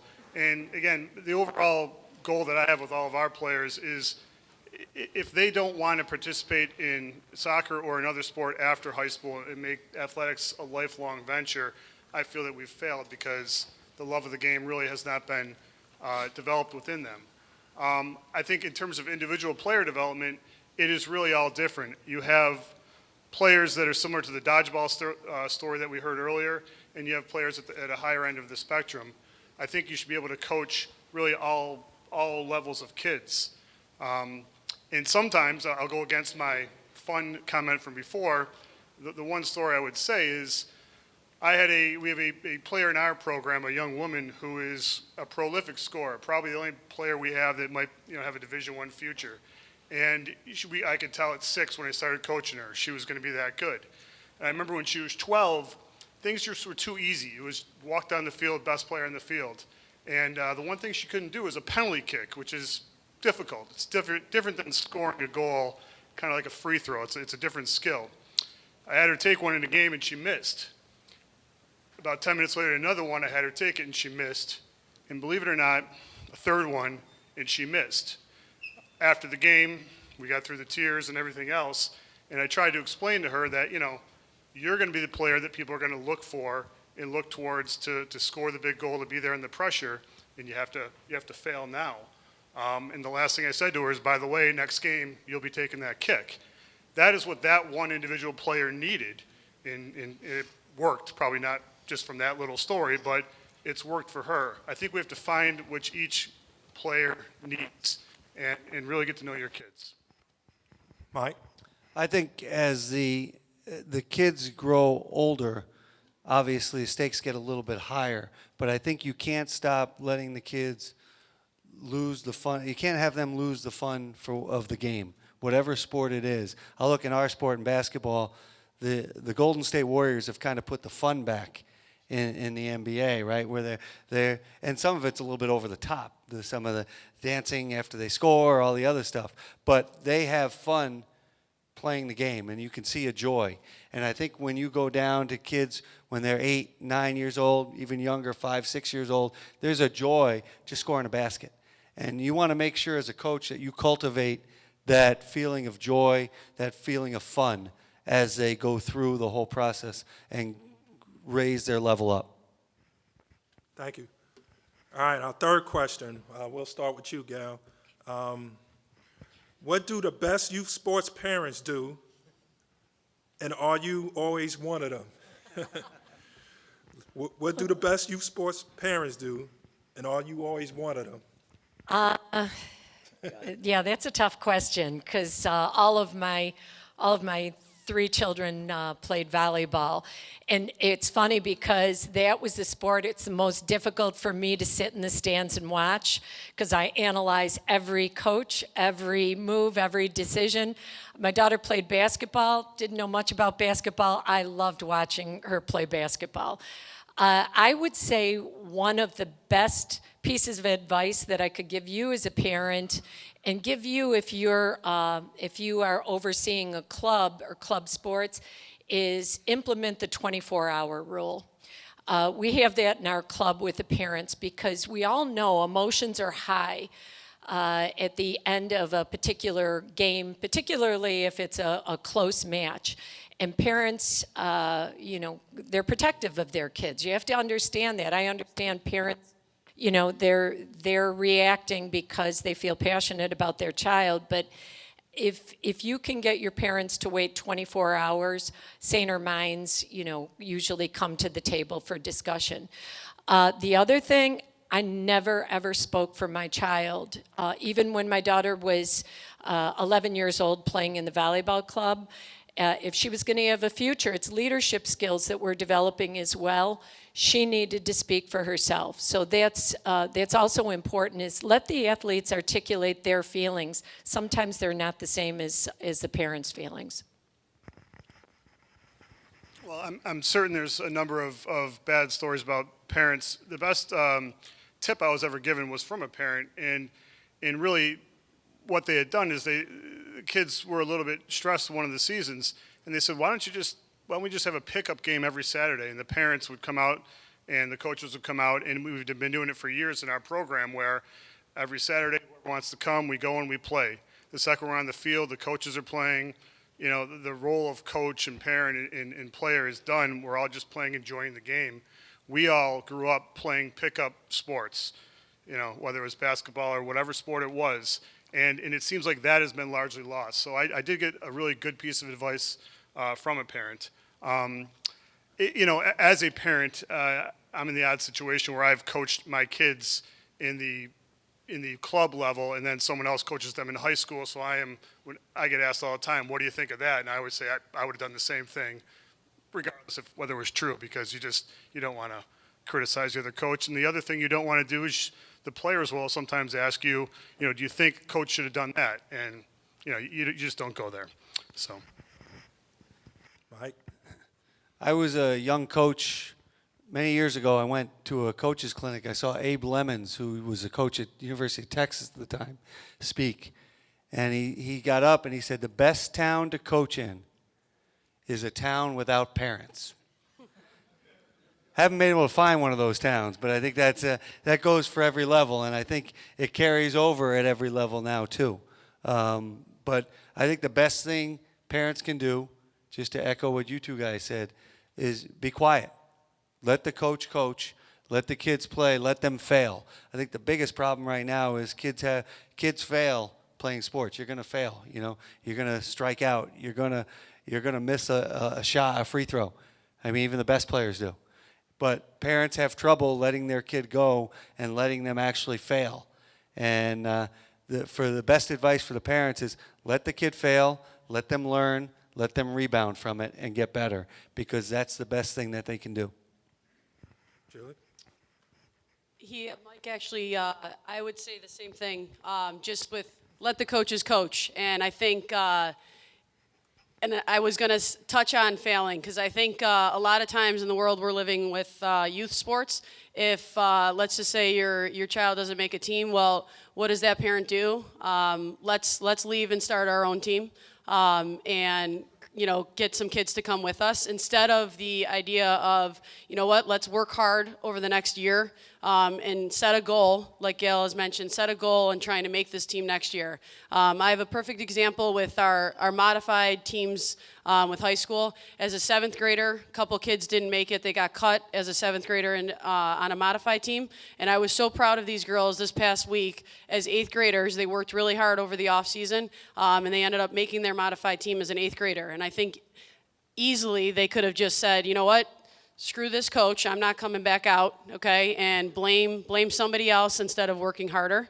I also think, how many times as a coach, and there's many coaches in this room, that you get an email stating from the parent, normally I never do this, or this is the first time I've ever done this, okay, that's the first line of the email. What I would tell any parent or coach here, would you want that email being read to the team? So I think it's embarrassing from the players' point of view, and I think the parents just everyone's just a little too involved. So I would say let the coaches coach, and let your players or your kids work hard and earn a spot. All right, thanks. Last question, we'll start from you, Pete. If you could have a do-over in your coaching past, what would it be? If you could have a do-over, what would it be? I can't think of one specific play or anything. I'm sure there's been a ton of them, but I think sometimes we don't follow our own advice. Because we all were athletes, or the majority of us I'm sure were, and you're competitive and you want to win the game.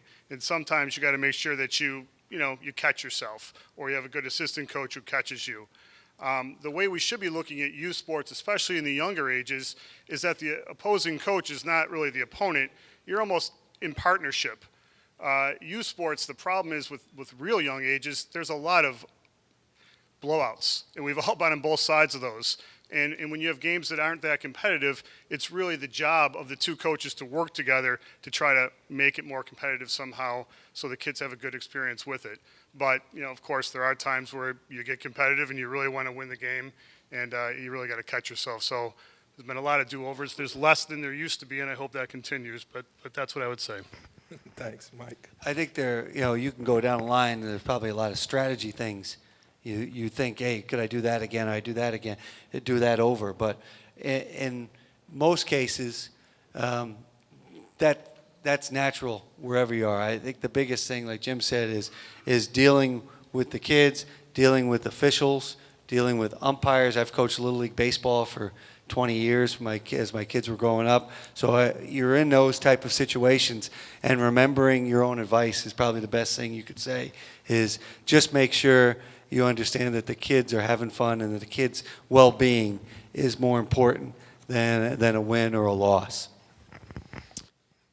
I don't think I necessarily have any regrets or a do-over situation, but I know a very hot topic is, all these players are doing so many different sports and commitments. One year I did put in place if they were going to miss the next event, whether it was the day after, they weren't starting a game. I have since, and that was probably 5-6 years ago, since then I've really modified that sort of team rule, and everyone has their opinions on if a kid misses a game, what should they do for that team that they missed. And my advice or my opinion, I think we're up here as life coaches. Life is full of choices, okay? Even in the workplace, and I tell my high school kids, I had this conversation with them last week. I have a girl that's going to nationals for hockey in California and missing a week of our high school season.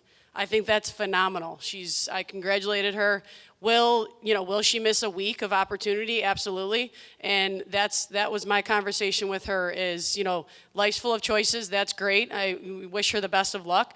But, if someone steps in her role, in her spot, and an opportunity, and does well with it, that's life. Just like in the workplace, if someone's doing the job better, that's just how it goes. So I think if I had to do it over, I wouldn't have such a stringent rule. Just because I think these girls are, these young women and men are forced to make some choices, and I think that just only makes them stronger in real life. So, when we began our club, we had a limited number of coaches that were of the mentorship level. So we all had to coach. At Niagara Frontier, it was Niagara Frontier Girls Junior Olympic Volleyball. The one do-over that I would say as a parent, I coached my daughter when she was on the 12 and under team, and if I could do it over again, I would not have been her coach. Those were two of the most difficult years with my daughter. And are there any parent coaches here now? Raise your hands. Anybody coaching their kids? You know what I'm talking about. After the game, consciously trying not to discuss the game in the car, trying to get away from it. I would highly recommend, if you're considering coaching your kids, take another team in the club.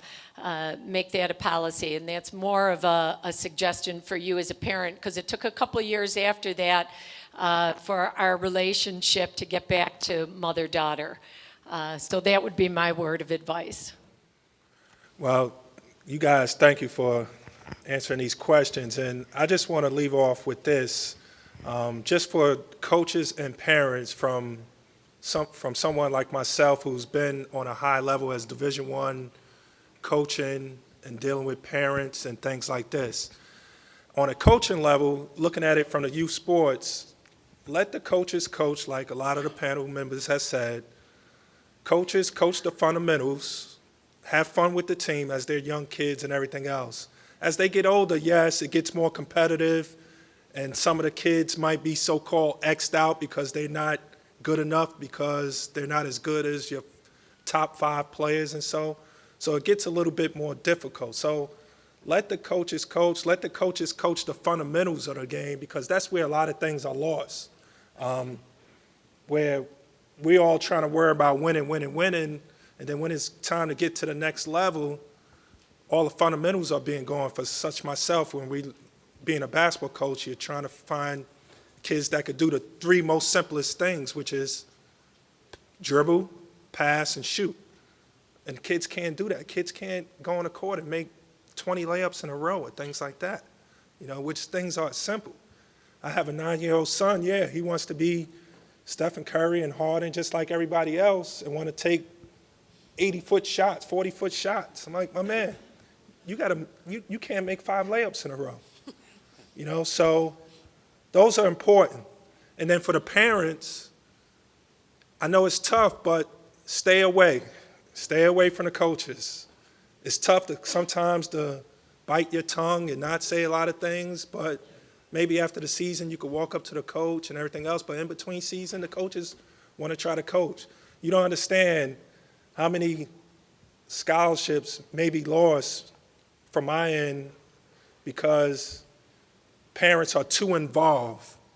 Parents, are behind a bench, maybe screaming at coaches, saying other things that coaches on a high level, it's an investment. So they don't want to deal with parents that are crazy, that's always going to want to come up to them after the game, that's always going to have some email the coach or the AD or something like that, because we don't want to deal with things like that. And that is my advice to the parents and the coaches that are out here, because it's not easy, and everybody thinks their kid is a Division I, II, or III player when they're not. It's hard. It's hard. So if you could leave here today with coaches and parents just, trying to help these youth kids, those are some of the things I've seen as being on a high level as Division I athletics, to try to help your kids and help them fail and help them realize what it is to be good and everything else. We appreciate your time today. Thank you for this panel, for coming here today. We'll be around if you have any questions for afterwards to grab us individually. We'd love to answer any questions, but thank you.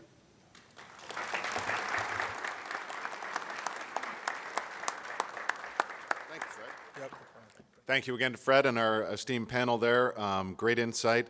Our next presenters are from Playworks. Playworks is the leading national nonprofit leveraging the power of play to transform children's social and emotional health. In 2018, the Ralph C. Wilson Jr. Foundation announced a multi-year grant of $4,590,371 to expand its programs in Southeast Michigan and Western New York. The award will allow Playworks to impact 3 times as many kids in these 2 regions over the next 3 years. Now, Cam is here with us this morning to get us a bit active and to provide examples of how coaches and parents can incorporate play into practices and regular moments that we live in.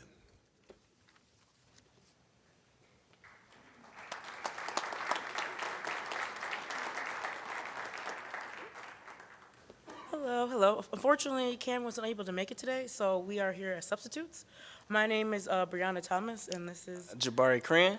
And the first thing we want to get you guys doing is moving. So we're going to ask you guys to, if you could, play this game with us real quick. It's not going to involve too much, moving around. Just a quick game. This quick game? All right, the game that we're going to play is called Rochambeau Rockstar. Everybody say Rochambeau Rockstar. Try to do. One more time. Everybody say Rochambeau Rockstar. Awesome, good job. So how we play this game is the same as we play rock, paper, scissors, but we call it Rochambeau. So as we play Rochambeau, you gotta either make a rock, paper, or scissors, right? So we all know how we play that. Rock beats what? Scissors. Paper beats what? Rock. And rock. Oh, what's the last one I messed up? This, that, and paper and scissor beats paper. Okay. So the object of this game is everybody's gonna stand up and we're gonna go play Rochambeau Rockstar.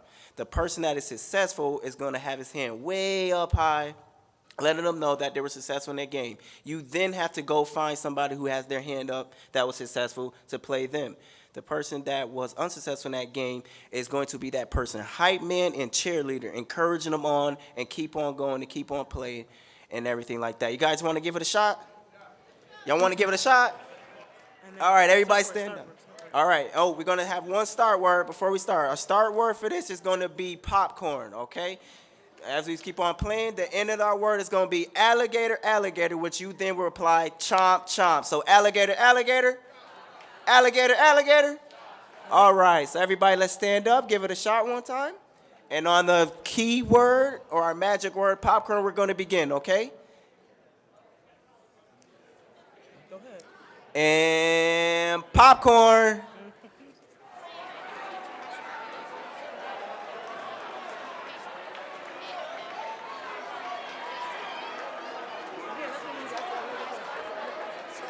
All right, seeing good stuff. Keep going, keep going. You mind the time? Alligator, alligator. Alligator, alligator. Alligator, alligator. All right, all right. I seen a lot of good stuff. Good job, everybody. Thanks for playing. Can we return back to our seats? Okay, thank you everyone for participating in the game. You guys, if you guys want to play this for any of your athletic leagues or anything, you can also like modify it. So instead of like people, doing, the hype man, they can do like push-ups, sit-ups, jumping jacks, and then get back into the game. Because that's what Playworks is all about. Playworks is all about inclusive. So we want to make sure that everybody is involved in everything that we play. So let me start back over. My name is Brianna Thomas. Let me give you guys a little bit of background about myself.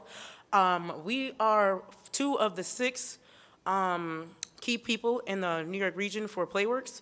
We are located in Rochester, New York. We are recess coaches, and what do is we go to city school districts, and we pretty much play games. So one of the games that you guys play, we play that as one of the icebreakers for the kids. We don't really have like one athletic program we play them all, and we try to get all the youth involved. Excuse me, a little bit about myself. I come from a background of recreation, so I've been working for city recreation for 8 years, and then I was introduced to Playworks, and I love it. I love what we do. I love the inclusiveness that it has and everything that we do with it. I love the power of play that we initiate on the kids, because our purpose is to build leadership programs in these schools besides the athletics, so give them a position to be successful and along with athletic programs. You wanna go ahead? Again, my name is Jabari Cran, and along with Ms. Bree, I also been involved in working with the youth for some time. I love it, have so much fun. Playworks that gave me the opportunity to work inside the city school district, so being able to play, involve every kid in every games and activity that we play, we love to make sure that every kid is involved, so we modified it as much as everybody can play, very inclusive. We are very, very big on very positive encouragement and everything, big on high fives, congratulations, good job, and everything like that. So we love it so much. We are recess coaches, so we come up with devise our games that we play, and we also have junior coaches that help us set up equipment that are the leaders of their class. So we have other students that look up to them like, hey, you guys do this is good, and we get more and more recess junior coaches that want to be involved in everything that we do. So we love it so much. I think the best part that we love to do before we play any activity is encourage the 3 recess rules, which is 1, we always respect the game that we play and how we play it. 2, we like to have positive encouragements. And 3, which is our favorite number rule, is always have fun in the game. So we just love it so much, and it's wanting to be possible about the Ralph Wilson grant to be able to fund this and make it worldwide as big as it is. So we think that, and just great to be part of this organization. So Yeah, Anything else?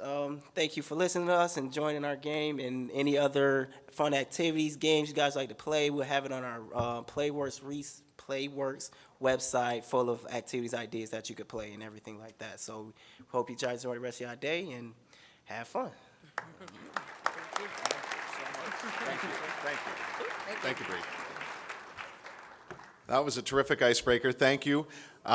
Next up, Dan Gould, Director of the Institute for the Study of Youth Sports and a professor of kinesiology at Michigan State University. He's a native of Oswego, New York.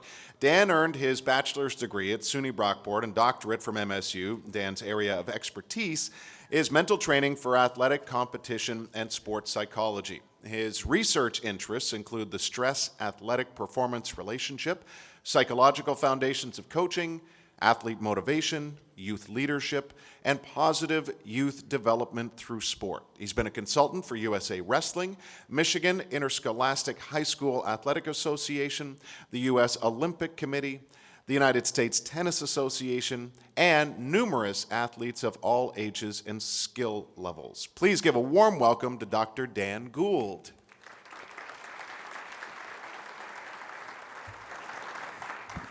Good morning. It's great to be here. Growing up in upstate New York, it's kind of always nice to come home, take Western New York as home. And Bridget thought of everything. Like yesterday I was in Austin, Texas with some tennis meetings. It was 80 and sunny. And I flew into the Buffalo airport last night and she had snow, so I'll remember what it's like. So I'd like to thank her for that. I direct the Institute for the Study of Youth Sport at Michigan State. This is our 41st year of existence. We were started by our state legislature to study the benefits and the detriments of sports for kids scientifically, and then to partner with organizations to maximize the benefits and minimize the detriments. Just to let you know, near the registration area, I have put some of our annual reports if you'd like to read more about the kind of things we do practically and research-wise, and also have some examples. We just had our 40th anniversary conference and brought 10 to 12 of the best speakers in the world. We had people from Australia, Belgium, England, and the U.S. in, all who study sport for kids. And they wrote papers, but one of the things we did is came up with like these one-page sheets, like this is do's and don'ts for parents. There's another one for effectively coaching that took all that research and kind of put it into like a bulleted list. I can send these, I probably can get the mailing list from Bridget, and I'll send these to you electronically. You're free to put your brand on it, use it, give it out to your coaches, anything that would help. Our mission, again, is to try to help you help your kids more. I did bring a colleague, Carl Erickson. Carl works at our institute. We hired him away from Canada. He's a specialist in coaching behaviors, and he studies kids sports and how coaches interact with kids and how that maximizes their development. Now today, I'm here to give you a report. The Wilson Foundation, thanks to their tremendous generosity, wanted to do something to enhance the quality of coaching, further improve it, especially in sort of the 12 and under space for coaches who coach kids 12 and under. So we have a grant to develop an in-person coaching education program for entry-level youth sport coaches. So we've heard a lot about parents, but entry-level youth sport coaches is usually a parent, like 60%. And they found out they were coaching the night before, whether it's softball, soccer, whatever. They haven't done it before. Maybe some of you have been in that boat. And how do we help them make sure kids have a good sport experience? It will supplement, there's a Project Play, Nike, U.S. Olympic Committee online kind of an awareness course. And it will supplement that or be used in conjunction with it. We were given this grant and asked to develop an in-person course. That's what we do, a lot of this. And the first thing we ever do at the Institute, even though we know the scientific literature, we go to the stakeholders and find out what their needs are. So we started by doing an environmental scan or a needs assessment. So we came here to Western New York, and Project Play was nice enough to line up coaches. Some of you are in the room that we interviewed about what you'd want in an entry-level youth sport program. We did the same in Southeast Michigan, the other kind of focus area for the Wilson Foundation. So we did those, and we asked like what the entry-level coaches need. Also some practical matters like how long could we get them to come for, et cetera. We also had our team back at Michigan State reviewing all the scientific literature that's been done over the last 4 decades on what are the effective practices for coaches of kids. What do they do that enhances kids' development? So they've been reviewing that literature and pulling it together. Then we're going to design an in-person coaching education workshop. And a lot of it's determining and prioritizing the most important program content. This is my 4th decade of doing this, and one of the things I've learned over the years is the time determines the content. So if you have 2 hours, there's so much coaches need to know. Other countries will have a year preparation course. We try to do it in 2 hours in the US, sort of like McDonald's drive-through.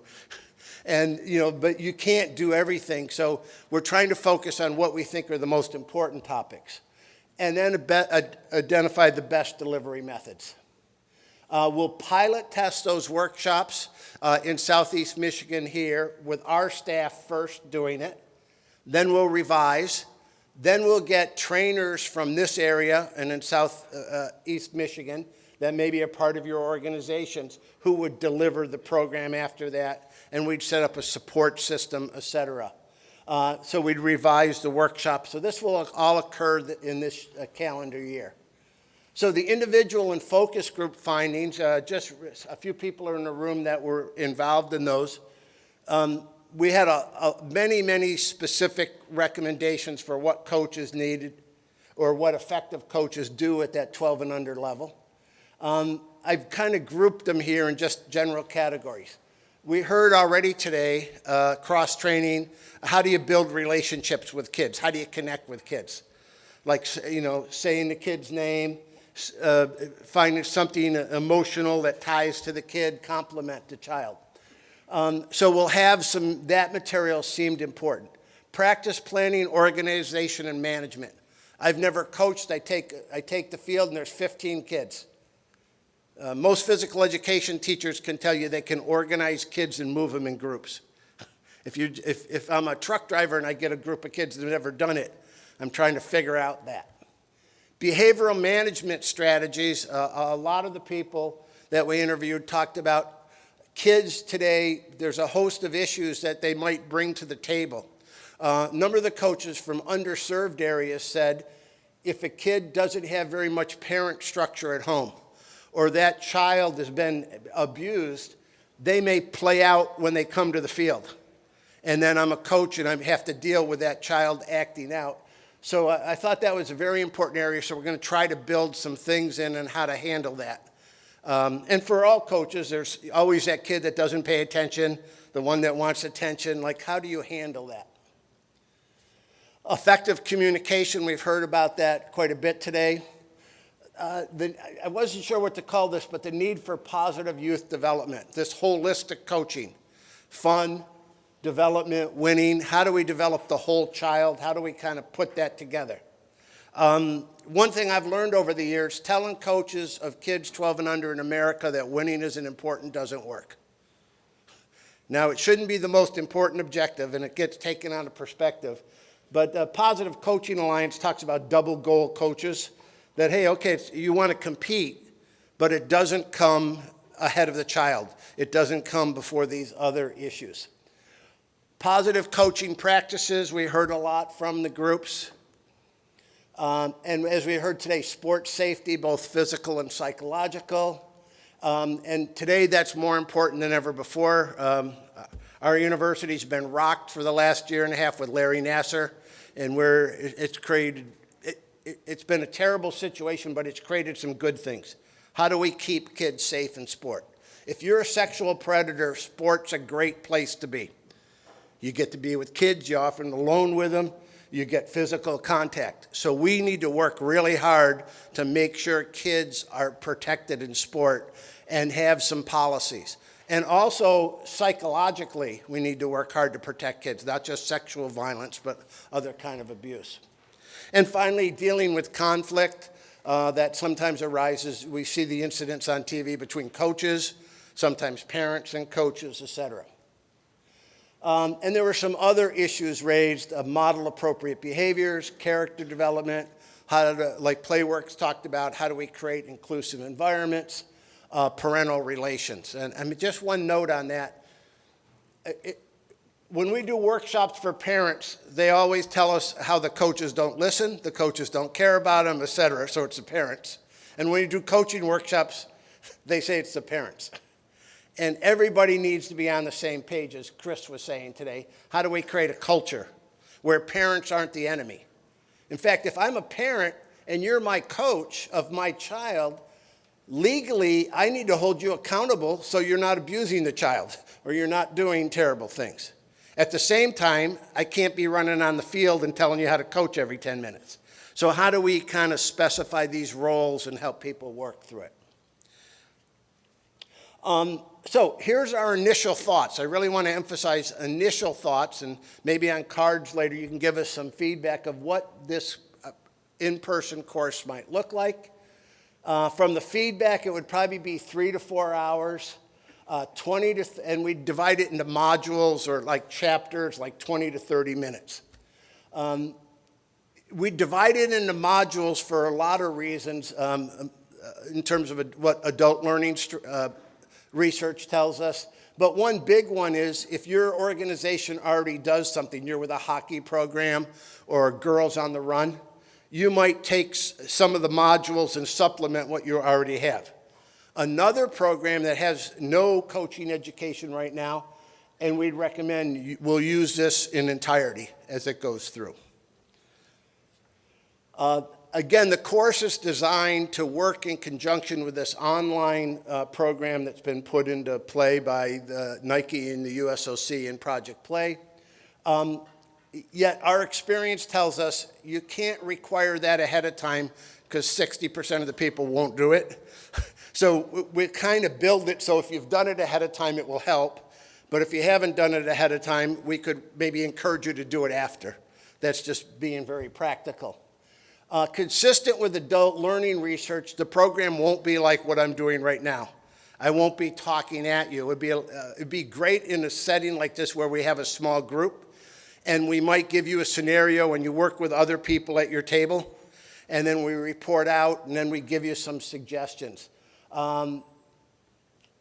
It's really important to build on what coaches already know. As Chris said today, there's experience in the room, and how do we leverage that experience? They'd all get a booklet or manual that would accompany it, that would contain the worksheets that we use that day, but it would also contain some additional information that they could take home or to the field after. And finally, ideally, and again, we always build these programs sort of in leveling. Like if a program's really organized, they can do it all the way. And if another one, they don't have the resources, they can implement part of it. But what I'd call boosters. Typically, we have a coaching education program. You come for a Saturday morning, you have the program, and nobody ever talks to you about it again the rest of the season. We'd like to build this so if you're the league organizer or the person in charge of the coaching, you could send boosters like once a week, a reminder. Hey, a little short social media message about, hey, have you thought about doing this, or an incident occurred like this? How could we follow up on it? So real quick, what the modules right now, and this is tentative, but based on all those sources of information would look like, why I coach. The coaches would come in, we'd get them, why are you coaching kids? What are you trying to do? What are your objectives? A good way to do that is for people to think about who are the coaches that influenced my life? What were his characteristics? What are the objectives? Winning, fun, and development, how do I balance those? Keeping winning in perspective. I've worked at the top levels of sport, Olympic and pro athletes. You go to a team at the Olympics, or let's take March Madness. You don't need to tell your team if winning is important. They lose, they go home. They got that figured out. You try to get them to focus on what they can control. Let's play our game, self-improvement. And what's ironic is that's a lot of what we do in youth sport. Kids focus on, relative to their own ability, their improvements. And as we heard, the problems with chasing college scholarships, obviously they're not bad, but you're probably better off going for the math professor position. The next module will be understanding my players. We'll talk about basic needs that everyone has. We all have a need to feel competent. You didn't wake up this morning, look in the mirror and say, I want to feel like you know what. You want to feel good about yourself. Autonomy, how do we build kids' voice or choices in? Relatedness, they want to have friends. Developmental differences in children, how do we get to understand the kids' unique stories? Coaching boys versus girls, and mental health. Forming relationships with players, some of the stuff on that deals with caring climate, which is as simple as greeting the kids every practice by name, each kid, and doing some other things we saw demonstrated today. Creating safe places, effective communication. Again, I'm just rolling through these fairly quickly to give you a general idea.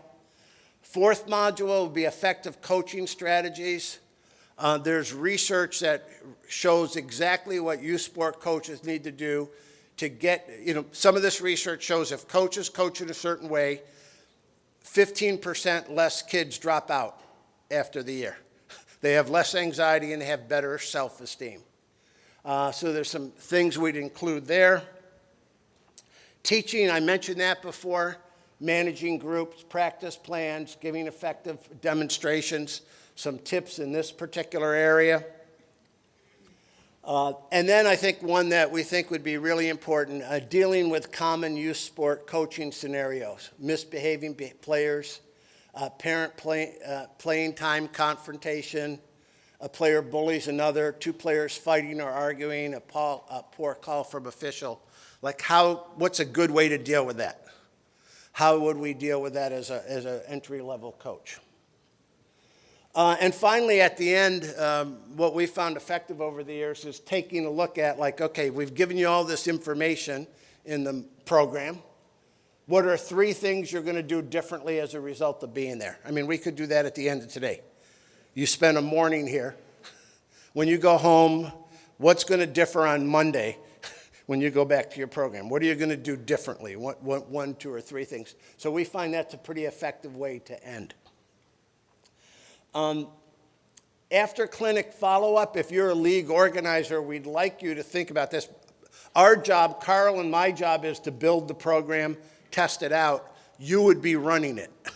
And one of the things we find is how do we get people to tie the Nike course, send these boosters. Some people in Western New York talked about maybe there's money with a Project Play where there's a master coach who could go out and actually visit with coaches and help new coaches on the field. Some issues to consider if you're an administrator. We can build it, but will they come? This is a great event, a great turnout, but when you run your coaching clinic, how do you get them there?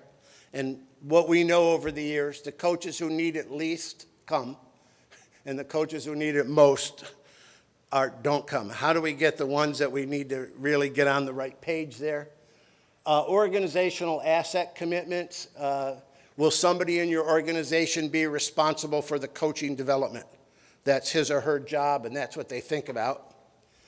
Program delivery issues. Who will coach your coaches?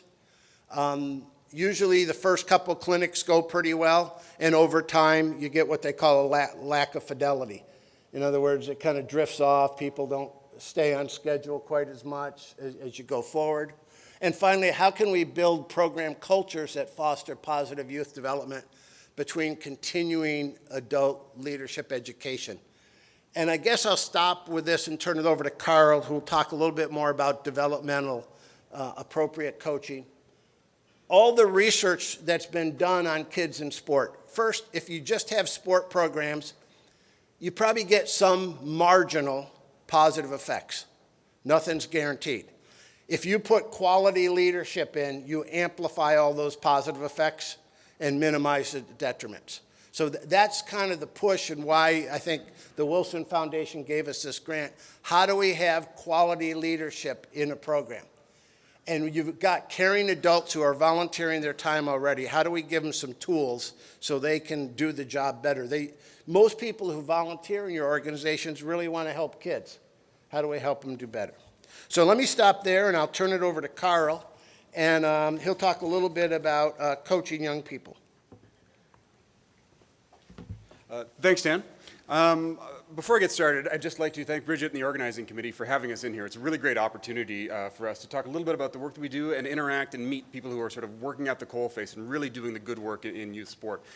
On that note, I'd also like to thank everyone here. It's really awesome to see how big this event is, and I think that really speaks strongly to the culture of youth sport here in Western New York. So what I'm going to be talking about for the few minutes here is sort of we're picking a small chunk of some of the content that will likely be in the workshop that Dan just mentioned there. And it's just kind of a teaser, not so much the full deal of what you would see in the workshop, but just a sense of the ideas that are supported by research excuse me, that's informing the ideas as we go about designing these programs. So we're really focusing on this idea of meeting kids' needs in youth sport. And so sort of at the broadest level, before we get there, in doing this, the whole point of this is thinking about what we call effective coaching, or basically being good as a youth sport coach. But what does that really entail? And so building from what Dan kind of mentioned in terms of the flow of those modules, what we're talking about, you could roughly break it down as understanding myself as a coach, understanding my athletes, who are the kids standing in front of me when I show up, right? Developing relationships with those athletes based on my understanding of myself and of them, and using that as a foundation to create supportive teaching and learning environments. And so that's sort of a catch-all clump there for all of the good coaching, teaching practices that we get into sort of in more detail. And the whole point of that, right? Like that's not just good in the abstract, just randomly good things to do, right? The point of these things is to produce both immediate short-term and long-term outcomes for the athletes that we're working with. In the immediate level, we're trying to produce positive sport experience, that it's fun and rewarding and meaningful in the moment, that they like being there and they want to show up again tomorrow. Right? In the short term, we're talking, say, maybe over the course of a season, we want to see some positive change in our athletes, both in terms of their personal development, who they are as people, positive development, character development, those sort of things, as well as skill learning and improvement, that they actually learn something and get better at the sport, the reason they're there in the first place. Right? With the idea that these things, if we can do those, create positive immediate experiences that build to these short-term personal development and skill learning, that creates long-term continued sport participation, whether that's towards elite high-level performance or just healthy lifelong participation in sport as an adult. So what I'm going to do today, though, is just focus on this understanding my athletes part. So again, this is sort of one chunk of the larger idea of effective coaching. And so again, just to situate this in terms of like, well, why is that even a thing? Why is that important to understand my athletes in terms of being able to coach well in youth sport? I just want to sort of frame this idea of how we might think about coaching and coaching youth sport. And I'd argue that we maybe have sort of, or building from, or sort of shifting away from kind of an old understanding of what it means to be a good coach. And so there's two parts to this. Right? You got the picture on the top. That's sort of the coaching context. So maybe like little kids intro level, a little bit older, a little bit better, to like really, really high level, like college and pro level athletes. You could maybe argue that there was sort of an implicit assumption that sort of this coach's training and experience, the arrow along the bottom there, assumption that as you get better as a coach, you should work with better athletes, and that those things are linearly related. Again, you get better, you work with better athletes. So what's good coaching? Thinking in this model, well, just go see what the people at the top are doing, right? Go watch college and pro, then do that. That's what good coaching is, right? Except that this ignores some pretty fundamental aspects of human development. One of the sort of the truisms of our understanding of human development, of growth and development, is this idea of change. People change, people develop. Little kids are different from adults, right? They're fundamentally different people. So the things that are going to work for the adult is not going to work for your 7-year-old. Right? So we have to incorporate that in terms of understanding what good coaching is. We have to take that into account. So we might think of it this way. It's a really simplified way of thinking about it. Right? But not that as you get better as a coach, you work with better athletes, but that you can be a really good or a really bad coach at any level. Right? You can be a really awesome coach of 7-year-olds or a really not so good coach of 7-year-olds. You can be a really awesome NBA coach or a really not so good NBA coach. And being a really awesome NBA coach doesn't necessarily make you a really awesome coach of 7-year-olds. Those are different skill sets. Those are different people. So we have to make sure what we're doing actually fits the needs of those kids, of the athletes who are in front of us. Right? So that's kind of the big picture guiding idea in terms of what we're going through and what has informed a lot of the research that goes into a lot of these ideas here.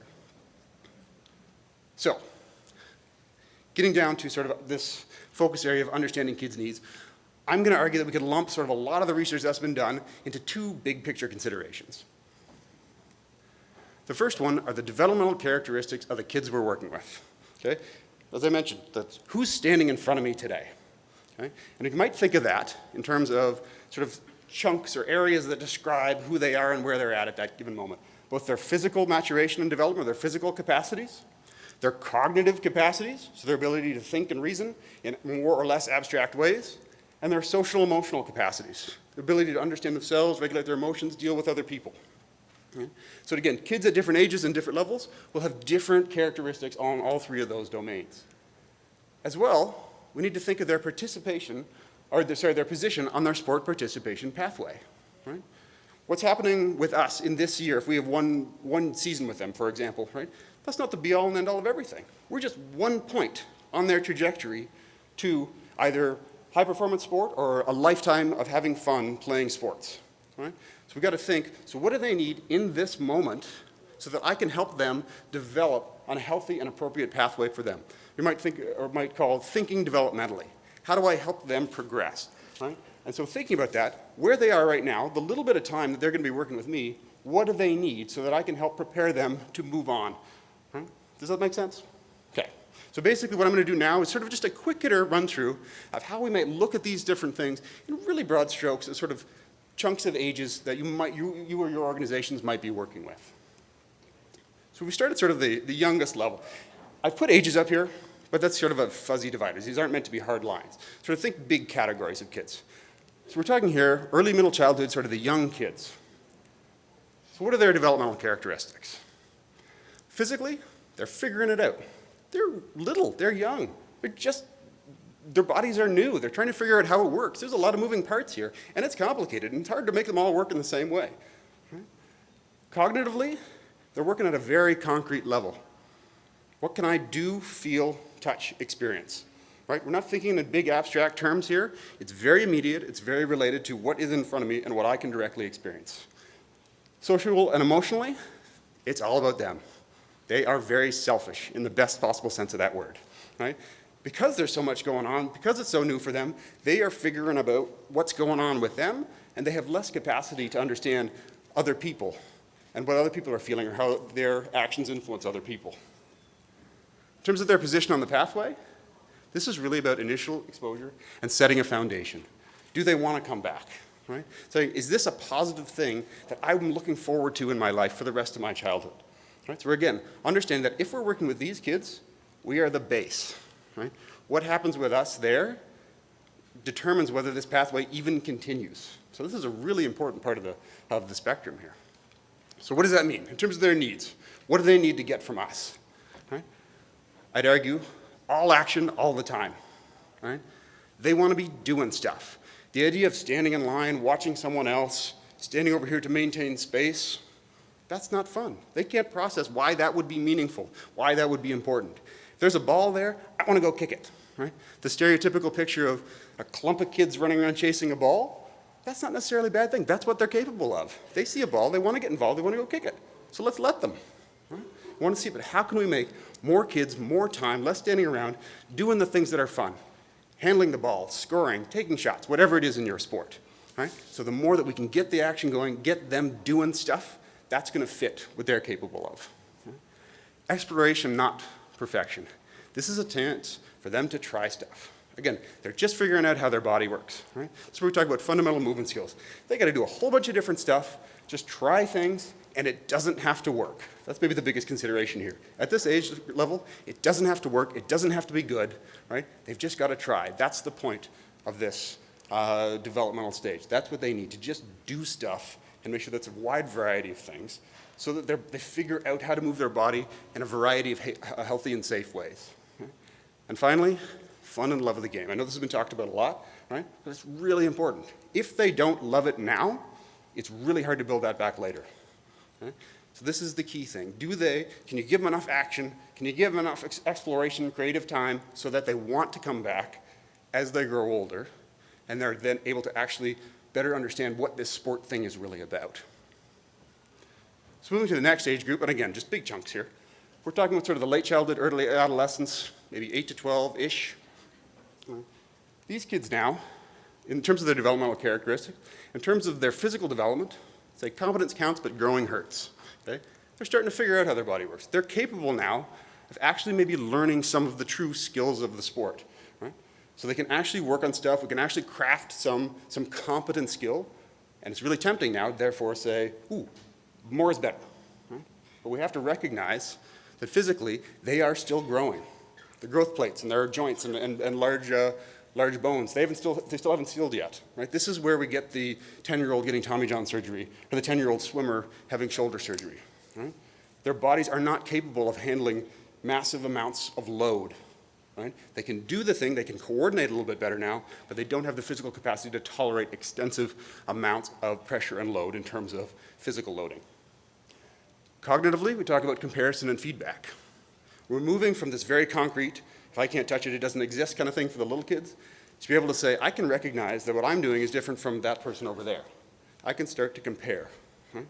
I can understand that if the coach gives me feedback, I can translate a verbal statement into a physical movement, or I'm starting to be able to do that. Right? So I can understand that there are people other than me, right? And that I can use that to inform my actions. Finally, socially, emotionally, this is where we start to recognize that, oh, others have feelings too. Right? And what I do might influence them. Right? It might have effects, have consequences on other people. Right? So their position on the pathway is we're developing the basics. Physically, sport-wise, socio-emotionally. Right? Now we're setting the foundation of actual sport stuff. Not just the fundamental movement skills, as in the younger age groups, but really saying, are we giving them the skills to be able to continue their participation in our sport? Again, whether towards high performance or recreational, healthy participation for the rest of their life. So how to do that? Okay. In terms of their needs, number one, get the game going, right? Now they can do some of the skills. They can understand what I'm doing versus what someone else is doing. They can understand what a game actually is, right? We talk about the little clump of soccer players. It's because they can't understand that there is this thing that is a game that involves me doing different things from other people to accomplish a tactical objective, right? They're starting to get that here, right? So now it's where a lot of playing, a lot of exposure to these ideas is really critical at this point. As well, a focus on mastery and effort. So again, the idea, because now I can compare what I'm doing versus what someone else is doing, this is where we start to notice kids being like, oh, I'm not as good as that other kid. Maybe I shouldn't try, right? So it's our job as coaches to make sure we're directing them to focus on noticing their improvement. Am I getting better? Am I working hard? To what degree does working hard lead to me getting better? Right? So again, instead of this comparison with other people, helping direct the focus to learning and improvement. Diversified experience. This has come up a lot today. Right? If we want to help our athletes be able to understand and react to different sports situations, different social situations, how to solve problems, how to understand the effects of their actions, they need to be exposed to a bunch of different scenarios that put them in different physical situations, different social situations, different technical and tactical situations. So this diversified experience, not narrowed down and specializing in just one thing over and over and over again, but lots of experiences to develop their broad skill sets, now in this slightly more complicated way. And finally, because of the sort of the others have feelings ideas, right? I can understand the consequences of my actions on other people. We can now really start planting seeds for the development of personal and social life skills. So again, self-regulation, personal responsibility, social skills, teamwork, we can start developing that here. They're very receptive now because they're just exploring these ideas of what does it mean for me to be a person who interacts with other people. Finally, the last age group, and again, big broad chunks here, we're talking 13-ish up, maybe getting into high school. Developmentally, okay? In terms of the physical side, we're now talking more in terms of the putting it all together, right?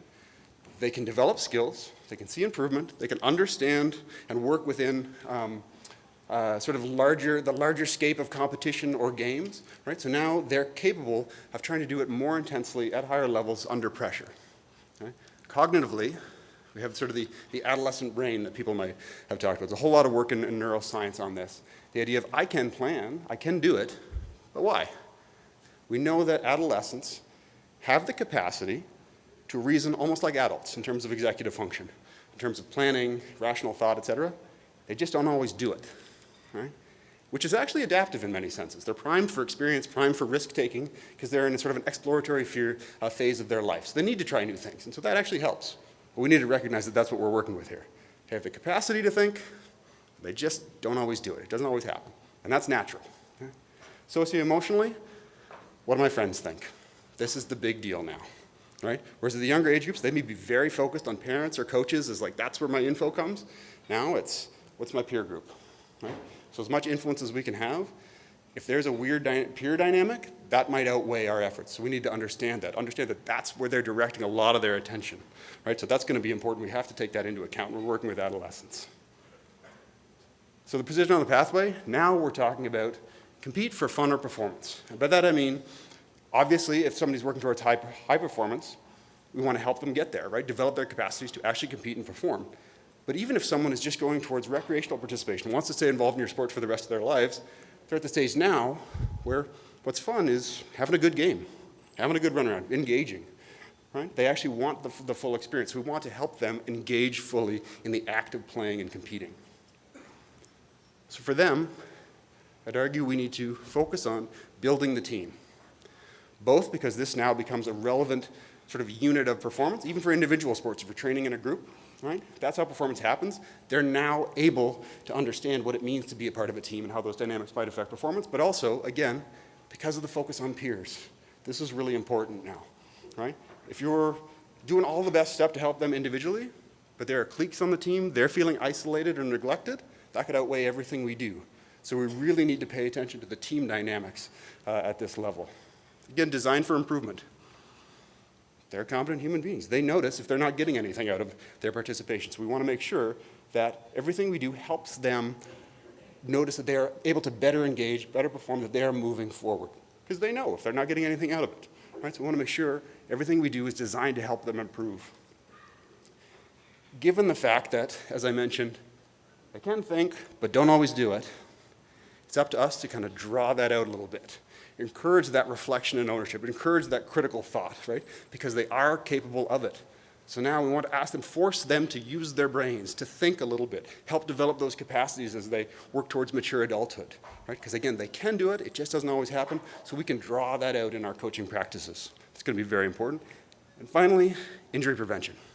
We see massive spikes at this age group in terms of, well, bodies are bigger and faster and they're moving faster, right? And smashing into each other, the ball is moving faster, we're competing more intensely, so rise in ACL injuries, rise in concussions, fundamental features of the game is more intense now. So we really need to focus on preventing a variety of physical injuries, understanding overuse, understanding, again, concussion management, understanding basic injury prevention work. This is critical at this age because these bodies are still developing, right? They're more mature than the kids we were talking about earlier, but they're still very susceptible. These are not 25-year-olds yet, right? But they're playing, they're competing like they are 25. So understanding how to manage those injuries is going to be critical. So, again, this is just sort of a teaser for some of the stuff that, as Dan mentioned, will be informing the workshop that we're working with here. Just some basic ideas that hopefully can work with it that are informed by research. So there's research in youth sport, in coaching, and child development to inform the basic messages that I've been talking here today. And if we had to wrap it up and sum it up in 3 points, I'd argue that effective coaching means meeting kids where they're at, understanding their developmental characteristics, physical, cognitive, social, emotional, then thinking developmentally, so with those characteristics, what do they need from me to help them progress on their developmental trajectory of sport participation? So that informs our actions so that we are coaching for their healthy and happy future sport participation, whether that's elite level sport or playing sport for the rest of their lives and loving it and contributing back to their community in that sport. So, thank you. And any questions? Dan and I would love to chat. Thanks very much. Dan, Carl, thank you very much. I think we're 5 minutes ahead of schedule here, so this is good. We have a lot of youth sports success stories here in Western New York, of course, and we want to take the next couple of sessions to explore what it is that kids take away from youth sports. Is it the trophies, winning and recognition, or is it the skills it teaches us for life?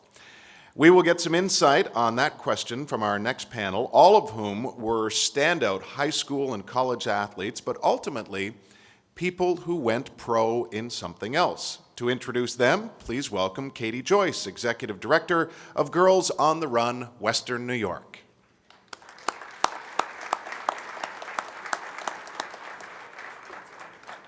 Thank you, Brian. Okay, to start our panel, I just wanted to introduce who we have here. We have Annabelle Solar, who played basketball and is now a public educator. Melody Baker ran track and is also an education leader at United Way.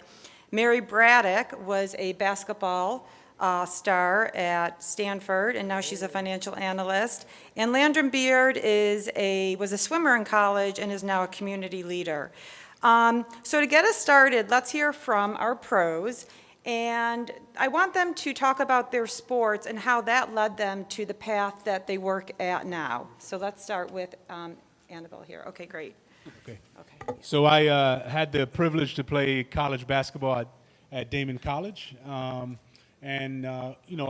As every youngster, you grow up thinking you're going pro. And so you had to find a plan B and something to study in, and I chose art education. So I was actually an art major with the focus on teaching. I wanted to give back. I knew that was something I was passionate about, and that was kind of my plan B. So I ended up going pro in teaching and moving up those ranks. Hi, yes, I ran track, and I also played volleyball. However, playing sports really taught me that anyone could be a leader.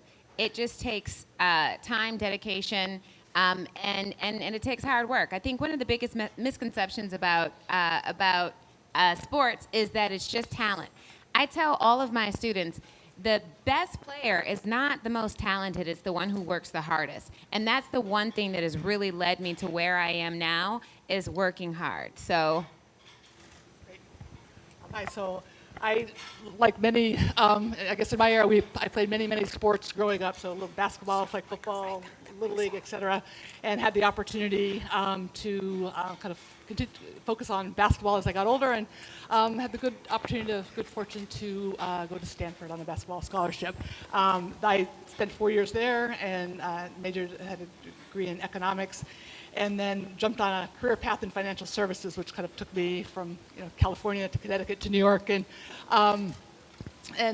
basically had great experiences from a leadership standpoint. About 3 years ago, kind of jumped off that track, and kind of family circumstances brought me to Buffalo, where I've had the opportunity to switch gears, and I'm at the Community Foundation for Greater Buffalo, and we'll talk a little bit more about kind of the role of sports along that way, which has been wonderful.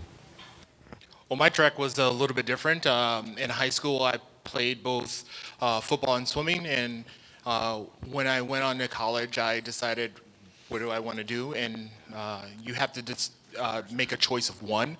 So I chose swimming because I was pretty good at it. It was something that just came naturally to me. It doesn't look like it now, but back then it was. But it just taught you something about discipline and how to juggle things and how to modify and course correct while you're actually doing things in the pool. Thank you. So the second question is, we'd like to hear from you all about what do you think was the most valuable skill that you learned from your youth sport experience, and really how did that prepare you for where you currently are and for your present success in life? So I think the probably most valuable skill, Coach McDonald actually said it, was failure. So sports is a great thing because you fail in a variety of different ways. Sometimes it's in practice. There's game situations where you fail, but being persistent and coming back the next day, focusing on watching tape, finding your errors, things that you could have done better. It applies to your professional life. You go into job interviews. Sometimes you don't get that job. You start to reflect, what did I do wrong? What could I have done better? You view this mental tape in your mind. So for me, I think the skill that I learned best was how to deal with failure, how to stay persistent, focus on the things that I can control and practice, like skills. Same thing in the professional workplace. What am I reading? What am I taking into in my mind? What am I giving out? Who am I surrounding myself with? Same thing in sports, right? There's always a group of guys that Coach tells you not to hang out with, and then there's the guys that you should hang out with as you come up through youth sports. So it's translated to my career. Like I said, I started out as an art educator. Currently in Buffalo Public Schools, I'm the Associate Superintendent for Strategic Alignment and Innovation, and I have the privilege to supervise athletics for the district as one of my areas. I would definitely say one of the most important things was definitely teamwork. You are only as strong as your weakest link. Both while playing sports and then also being a coach myself, I coached 5th and 6th grade, 2 championships in 3 years. But I would definitely have to say teamwork is important. One of the years that I coached, I had what I described as an all-star team. Everyone on, I had every best player that I could have possibly had. And let me tell you, we failed and failed and failed because no one knew how to play as a team. Everyone could only play as individuals. And I vowed that I would much rather play with people who could work very well together and act as a cohesive unit and to be able to accomplish something. So teamwork, by far, is the most valuable skill. So I would say there's really two experiences that help develop the skills that were kind of forever skills in your life. One is just the experience of being a teammate, of being part of a group that's bigger than yourself, being part of a group where you're being relied upon and you're relying upon others, and just kind of all that goes into that kind of process as a kid going forward. Just the idea of being part of something bigger, trying to accomplish something, and that's that's a skills that you develop through that are ones that are going to take you from whether you're at a workplace, whether you're on a board, whether you're kind of any of those types of circumstances. Those skills that you develop to kind of move through that kind of team. The second one quickly is just the experience of the ups and downs, the disappointments, the frustrations, the successes that are. So just the second is just the experiences of like I said, the ups and downs, the successes, et cetera, and the skills that you gain to adapt to deal with that. And again, those are things that one will experience in youth sports, high school sports, in the workplace. And I think the coach's role in helping to kids to understand and deal with and learn how to cope and adapt to those types of experiences are skills that are going to be forever skills and helpful in one's life. Well, for me, it was acclimating myself to a new environment.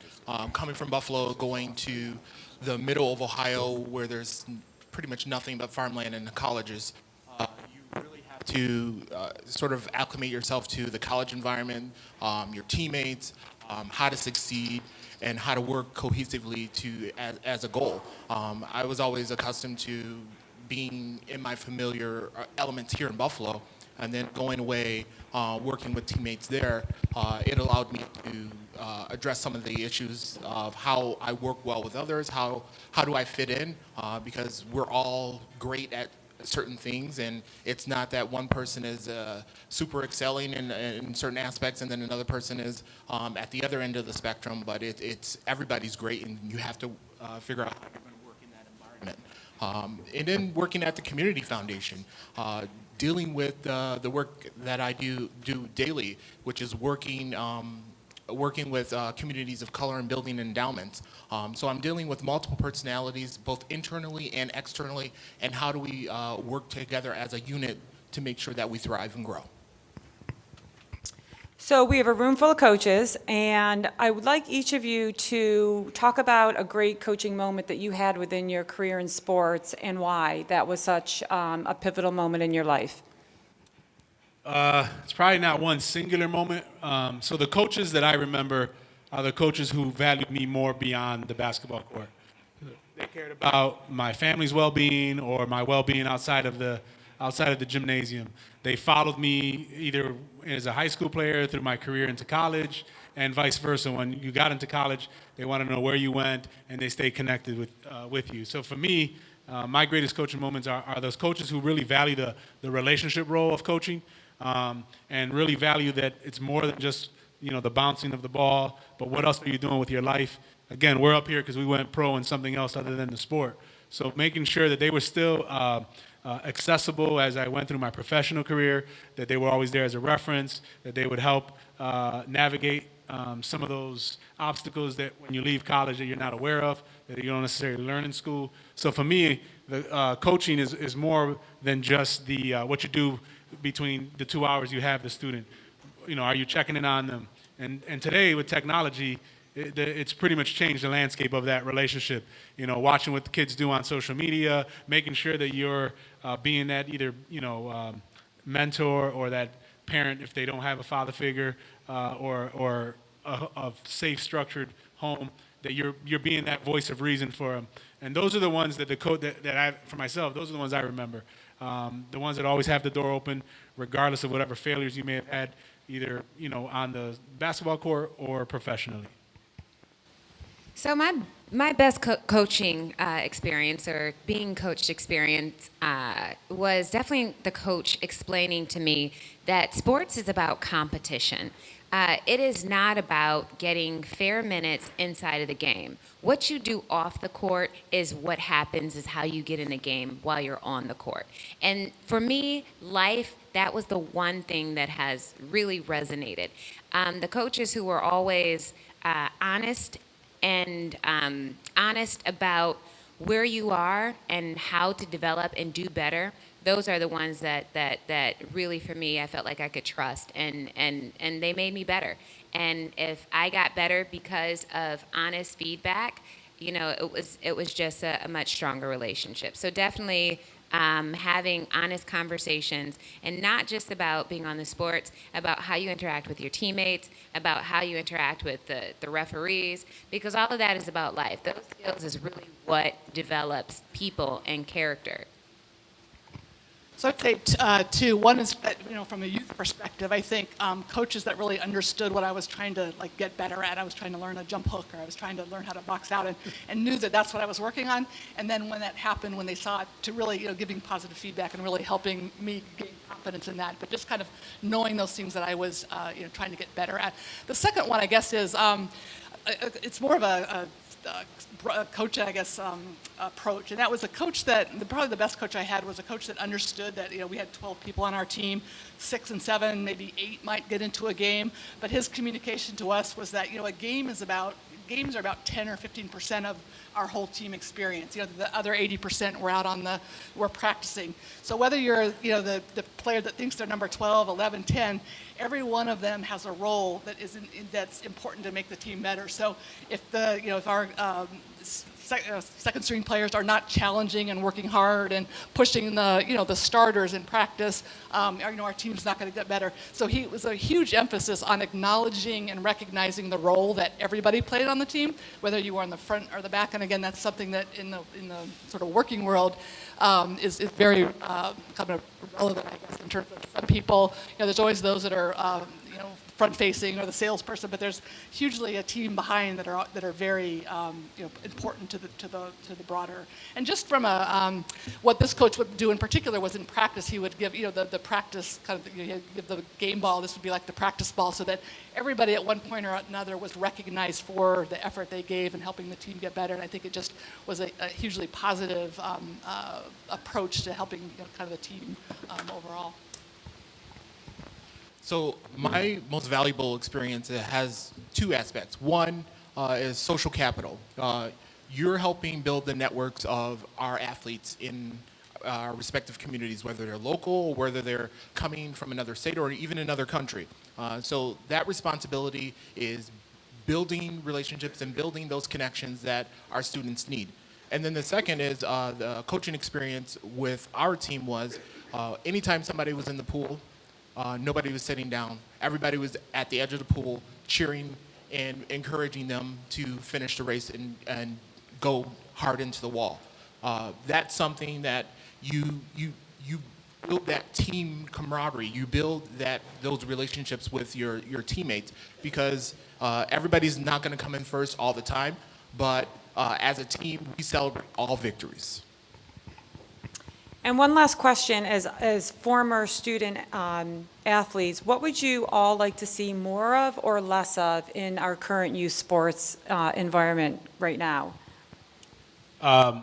someone said earlier, I'd like to see less of the specialization at the younger ages, just knowing that so much could happen in a youth's life before you know he's going to be a Division I basketball or going to go pro. So I'd like to see a little bit less of the specialization, and I would like to see more of the coaches understanding their significance and role as an advocate on some social justice type issues. And so many of your athletes typically don't look like you or may not come from the same background as you. And if you have that cultural blend, be conscious enough to honor it, recognize it, and understand that you're also an advocate along with being a coach. So if you happen to coach in the suburbs and the majority of your team looks like they should have belonged in the city, realize you have a responsibility to make sure that school community knows the culture of those kids, not just focus on your basketball results. And so I say that because we have many of our young men who believe that this is the pipe, the dream out of the city, and typically it's not. And so we need to make sure that you're advocating for them on the importance of education, making sure that they're eligible for the clearinghouse, that they understand NCAA requirements, that just bouncing the ball isn't enough. And so, that would be what I would like to see more, is that coaches understand you have a social justice responsibility, especially in communities of color, or if your team represents a community of color, that you in essence have to be your brother's keeper. I'd like to see less financially exclusionary practices in youth sports. Sports has become an exclusive opportunity for those who can pay the cost. And if you're like me, who grew up poor, working class, lower working class, you come in very much so unprepared. I'd like to see more opportunities for children, for students, in communities who are not exposed to that level of practice, that level of training. I'd also like to see more variety so that everybody is not headed towards one sport and that one sport is congested. I played basketball my entire early career until someone put a volleyball in my hand, and I said, why didn't anyone ever tell me about volleyball?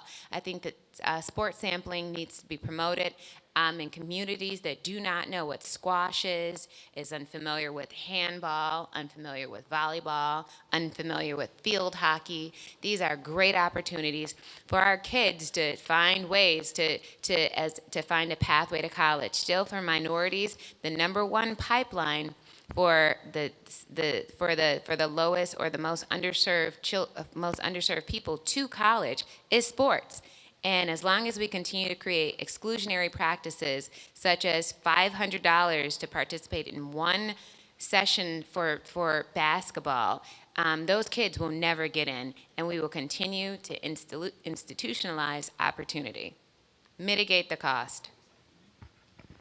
So just from a youth sports perspective, I just think the focus goes back to the first question around what's important. The focus on the child as a teammate, and the role they play in that is, there needs to be I would say a greater focus on that aspect, and clearly less on the competition, the wins and losses. Clearly, competitiveness is can be a good thing. So I just think that really, again, those are skills that serve you well when you are kind of learning what it means to be a teammate in all aspects. The second, I just think, is also just the basics. I think we've gotten away from, when you go to the gym, you see everybody trying to shoot a half-court shot or do the one-handed Odell Beckham Jr. I have a 9-year-old who, that's kind of what he wants to do, and I'm like, well, I'm sure Odell had to learn his roots first, and then kind of learn the basics. But so I think there's a huge opportunity to really, particularly with the youth, to understand you've got to get to A before B to C to D, and again, that's something I think that translates later on in life, that you're not going to walk into your first job and kind of run the place necessarily. So there's a lot of value in the step by step. I would say with first-generation students and first-generation college students, or even students who may have brothers and sisters going to college, but that pipeline into college and the requirements of the NCAA and the requirements that are placed upon our students and their families, a lot of families don't know how to navigate that transition. So providing them with that sort of feedback of what should they expect next, what should they advocate for, and teaching our athletes to advocate for themselves. Because once you get in that environment, nobody's really advocating for you. You're an adult. Essentially, you're 18, you can sign your life away. But we really have to teach them that aspect of what advocation for themselves and how they can play a role in navigating this college life experience. All right, thank you. Let's give our pros that went pro in something else a round of applause. Thanks, guys. Great job. Thank you, everyone. We'll give these microphones a break, hopefully recharge here, because we've got another short feedback session. So on your table, you've got the feedback cards. Take a moment, provide us your thoughts on what you've heard so far, and if and how it should be incorporated into future Project Play Western New York conversations. Students, as you know, in the Project Play Western New York t-shirts will be coming by and collecting cards. So we'll take 5 minutes to do that and then get on with our next presentation.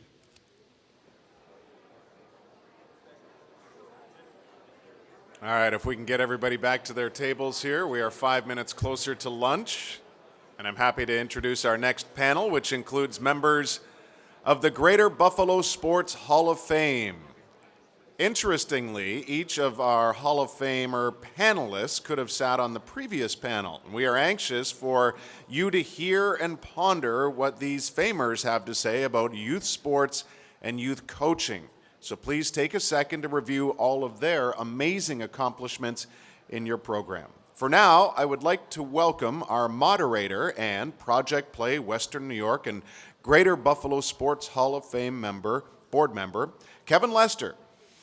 Class of 1999, member and basketball standout Yvette Angel. Class of 2017, member and track and field throw star Dr. Stacy Schroeder-Watt. And her classmate, longtime Buffalo Bills athletics trainer Bud Carpenter, and 2018 inductee Baby Joe Messi. So welcome all. Brian, thank you very much. First of all, it's a pleasure to be part of Project Play. The operative word there is play. This is what this should be all about for youth, is play. What a great group of speakers earlier today. There was a lot of things that were common as far as questions and answers. And I think we need to focus on those. And if you're going to take anything out of here today, it's those high points that the athletes and the moderators and the people talked about. And I also want to congratulate everybody here for giving up a Saturday morning, coming here doing this. It shows me that you're interested in development of youth in Western New York and in your neighborhoods. So welcome, and I'm fortunate enough to have seen these athletes and trainers do their job growing up. Well, not growing up, as a high school athletic director for about 37 years.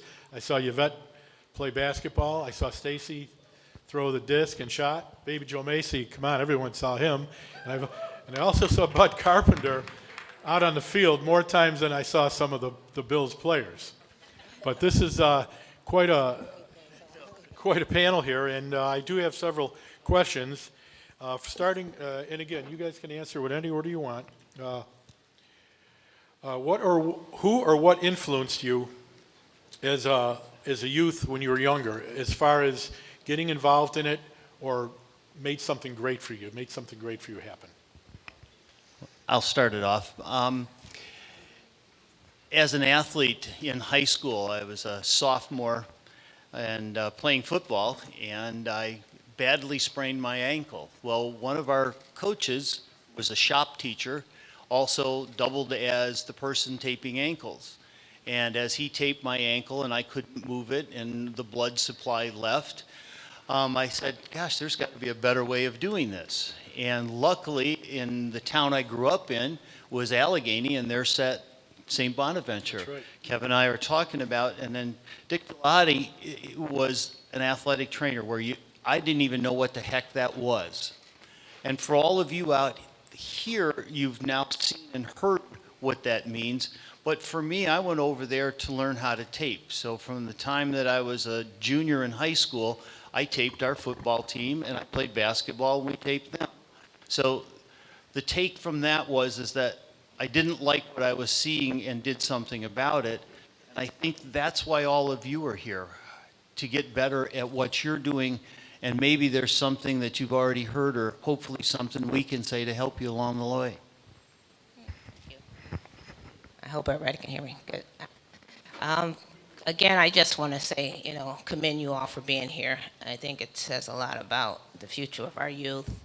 And I want to say also that I've been very, very blessed to have a number of different coaches and influences in my life as a player and as role models. And my very first coach was my dad, and I was probably in the 5th grade, and I'm sure he didn't know necessarily about development and how that all works and some of the things that were discussed by Michigan State. But he said something interesting to me. He said, and to our team actually, because we're all 5th grade girls, and of course we're running our mouths and talking and have questions, why this and why that. And he asked us, he said, are you listening or waiting to talk? And so that impacted me at that time as to how important it was to listen, to comprehend, and to apply. And I kind of did that early on. And also, on the other side is that I had a coach talk about selflessness. And I knew early on that I wanted to play, I could play basketball. I had a passion about it, and I knew that there was an opportunity. I was watching the Olympics, and I saw how young some of the kids were. And I was like, oh, that can be me. And so I early on learned about selflessness and coaches. And when you step on the floor, it's about the team. No one's bigger than the team. I got my mic. Cool. Hi, everybody. And again, I echo the sentiment as thanks for all of you coming today and showing your support. I apologize for my voice. I'm getting over a little bit of laryngitis. Working at a children's hospital, it's a hazard of the job. When I talk a lot about my experience with my coaches and my mentors, and that's what they are, and that's what all of you are. Some of my greatest mentors never showed me how to throw a discus. They were the ones that showed me how to lead, those that showed me the importance of academics, those that showed me the importance of team and of leading, and leading with my heart and with my head. So remember that when you're having any interaction with any of the youth out there, and especially in the world of athletics. The lessons they learn from you will guide them throughout their careers and through their lives, and they'll be better community members as a result. So just a little bit of words of wisdom.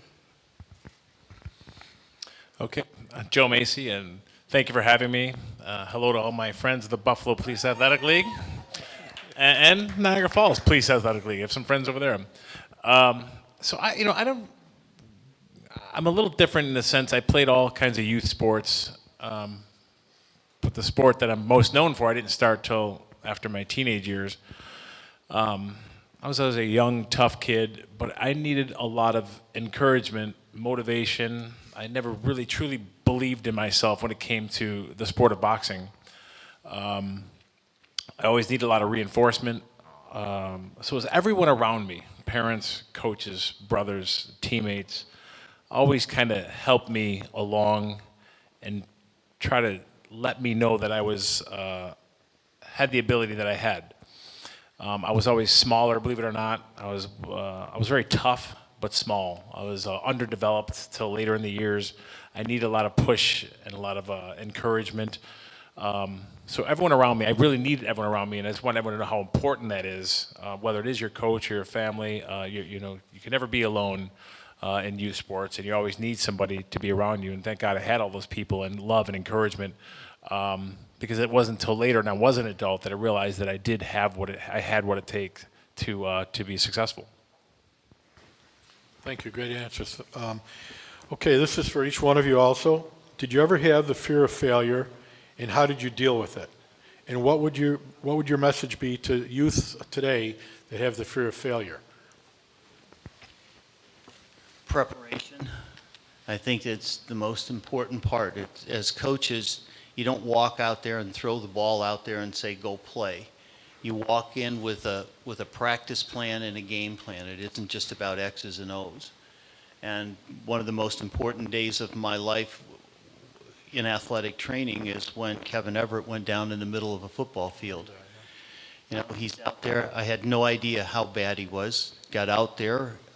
We quickly assessed it, and we got him to safety, got him into the ambulance, and surgery. And to this day now, the only thing he can't do is button his top collar with the dexterity. But the preparation part of that is 9 days before that, we had a down athlete rehearsal.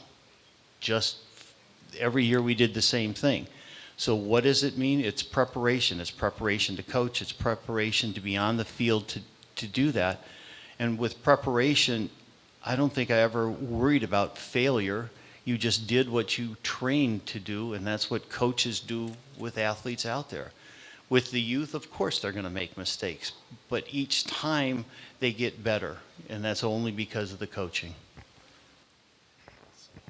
Okay. Fear, wow, that's a powerful emotion. And I think we all face it at all levels. And as a player, certainly, every competition, it brings a certain amount of challenge and fear. You know, sometimes we're young, as youth, we probably don't see it that way. But I did have a coach one time tell me that we are an extension of her as a coach. And as much as they wanted to be on the floor playing and being active and doing what they're telling us to do, it wasn't possible. And so they had to live with the mistakes that we made on the court. And so that immediately encouraged me to expand my game, to play without fear, and to be less critical of myself and my mistakes, but also to think like a coach.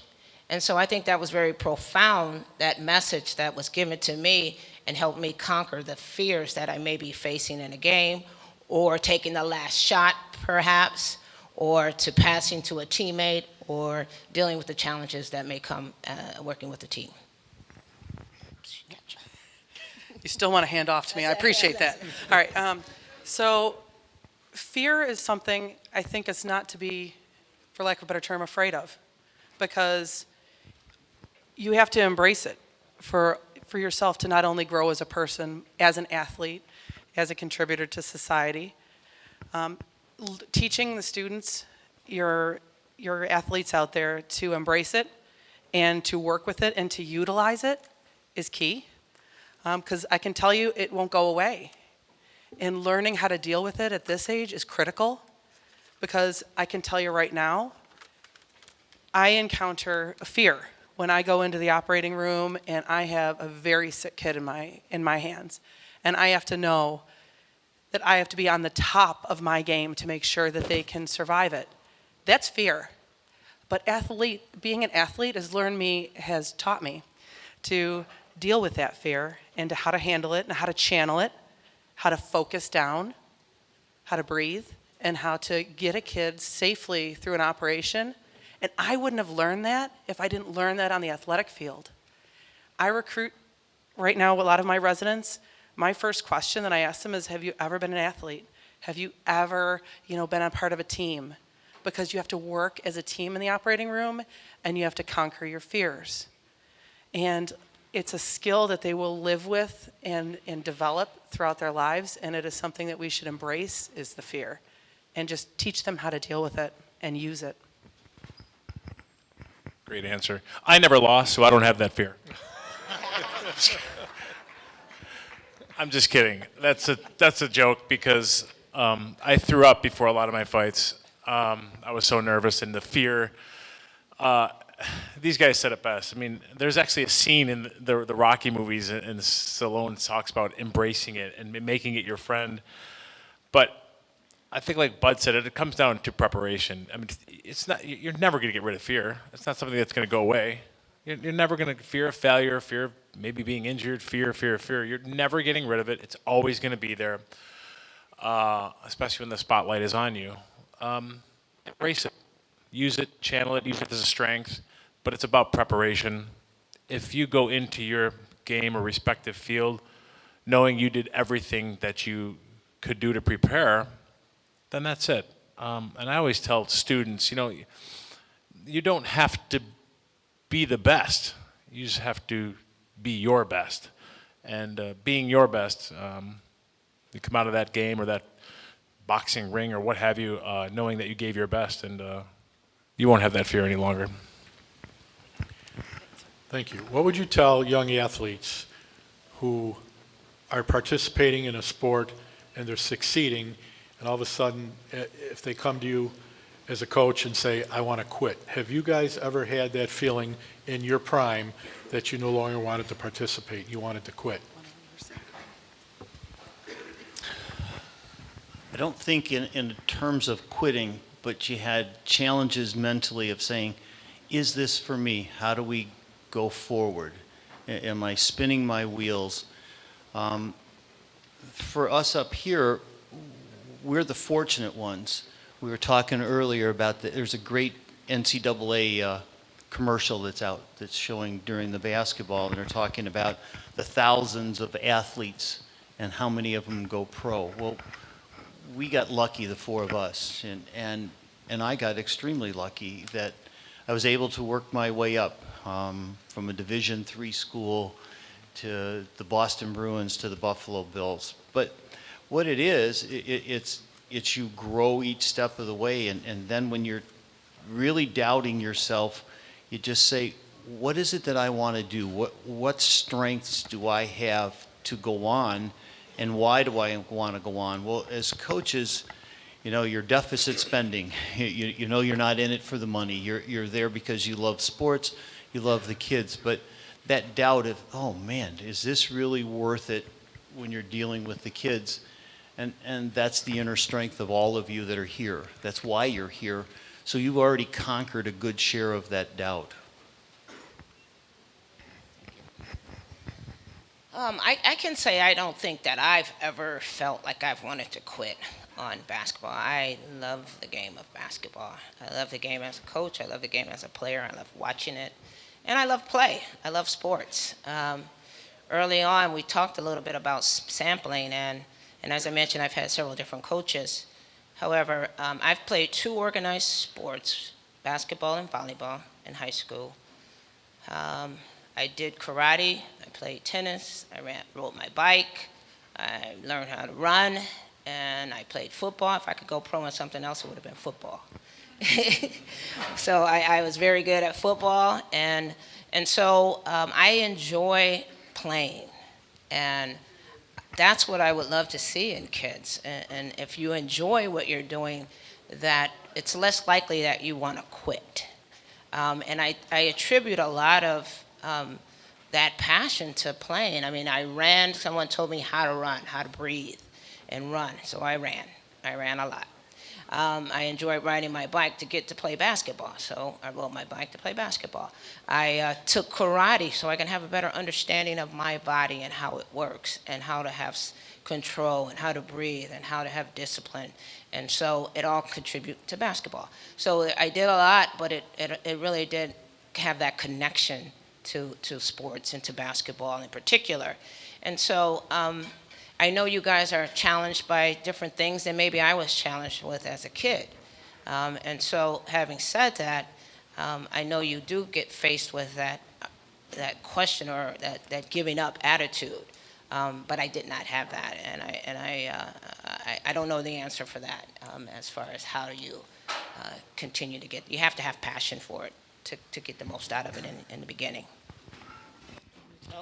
Well, Stacy said to skip her, so I guess so I didn't love getting punched in the face that much. So I guess I could share my story. I remember coming home from Atlanta Olympics and had the talk at my kitchen table with my parents and my coaches, and they said, well, now it's, here's where we're faced with this. Are you going back to college, or are we going to turn professional? And I was realistic with them. I said, listen, I made it this far by the skin of my teeth. I almost got lucky a few times, and I know I beat a few people I shouldn't have been beaten, but I don't think I want to take this ride and go turn professional, and I think I'll get hurt. I don't really have what it takes. So like I said earlier, it took a lot of reinforcement and motivation for me before I really, really realized I had what it takes. But I really, there was times I wanted to walk away. Believe me, I would never quit inside the ring. I'm not, a quitter in that sense, but there was times throughout my very challenging career, as everyone's career is, whether it was political or legal or what have you, or injuries. I wanted to walk away, but I needed a lot of reinforcement. But it wasn't until my coaches around me then said, listen, don't worry about the people down the road that you're faced with. Don't worry about the guys in the gym that have so much experience and you're not doing the same things that they are. Don't worry about this guy because he's been doing it much longer than you. And I was always comparing, and because they said, you're coachable.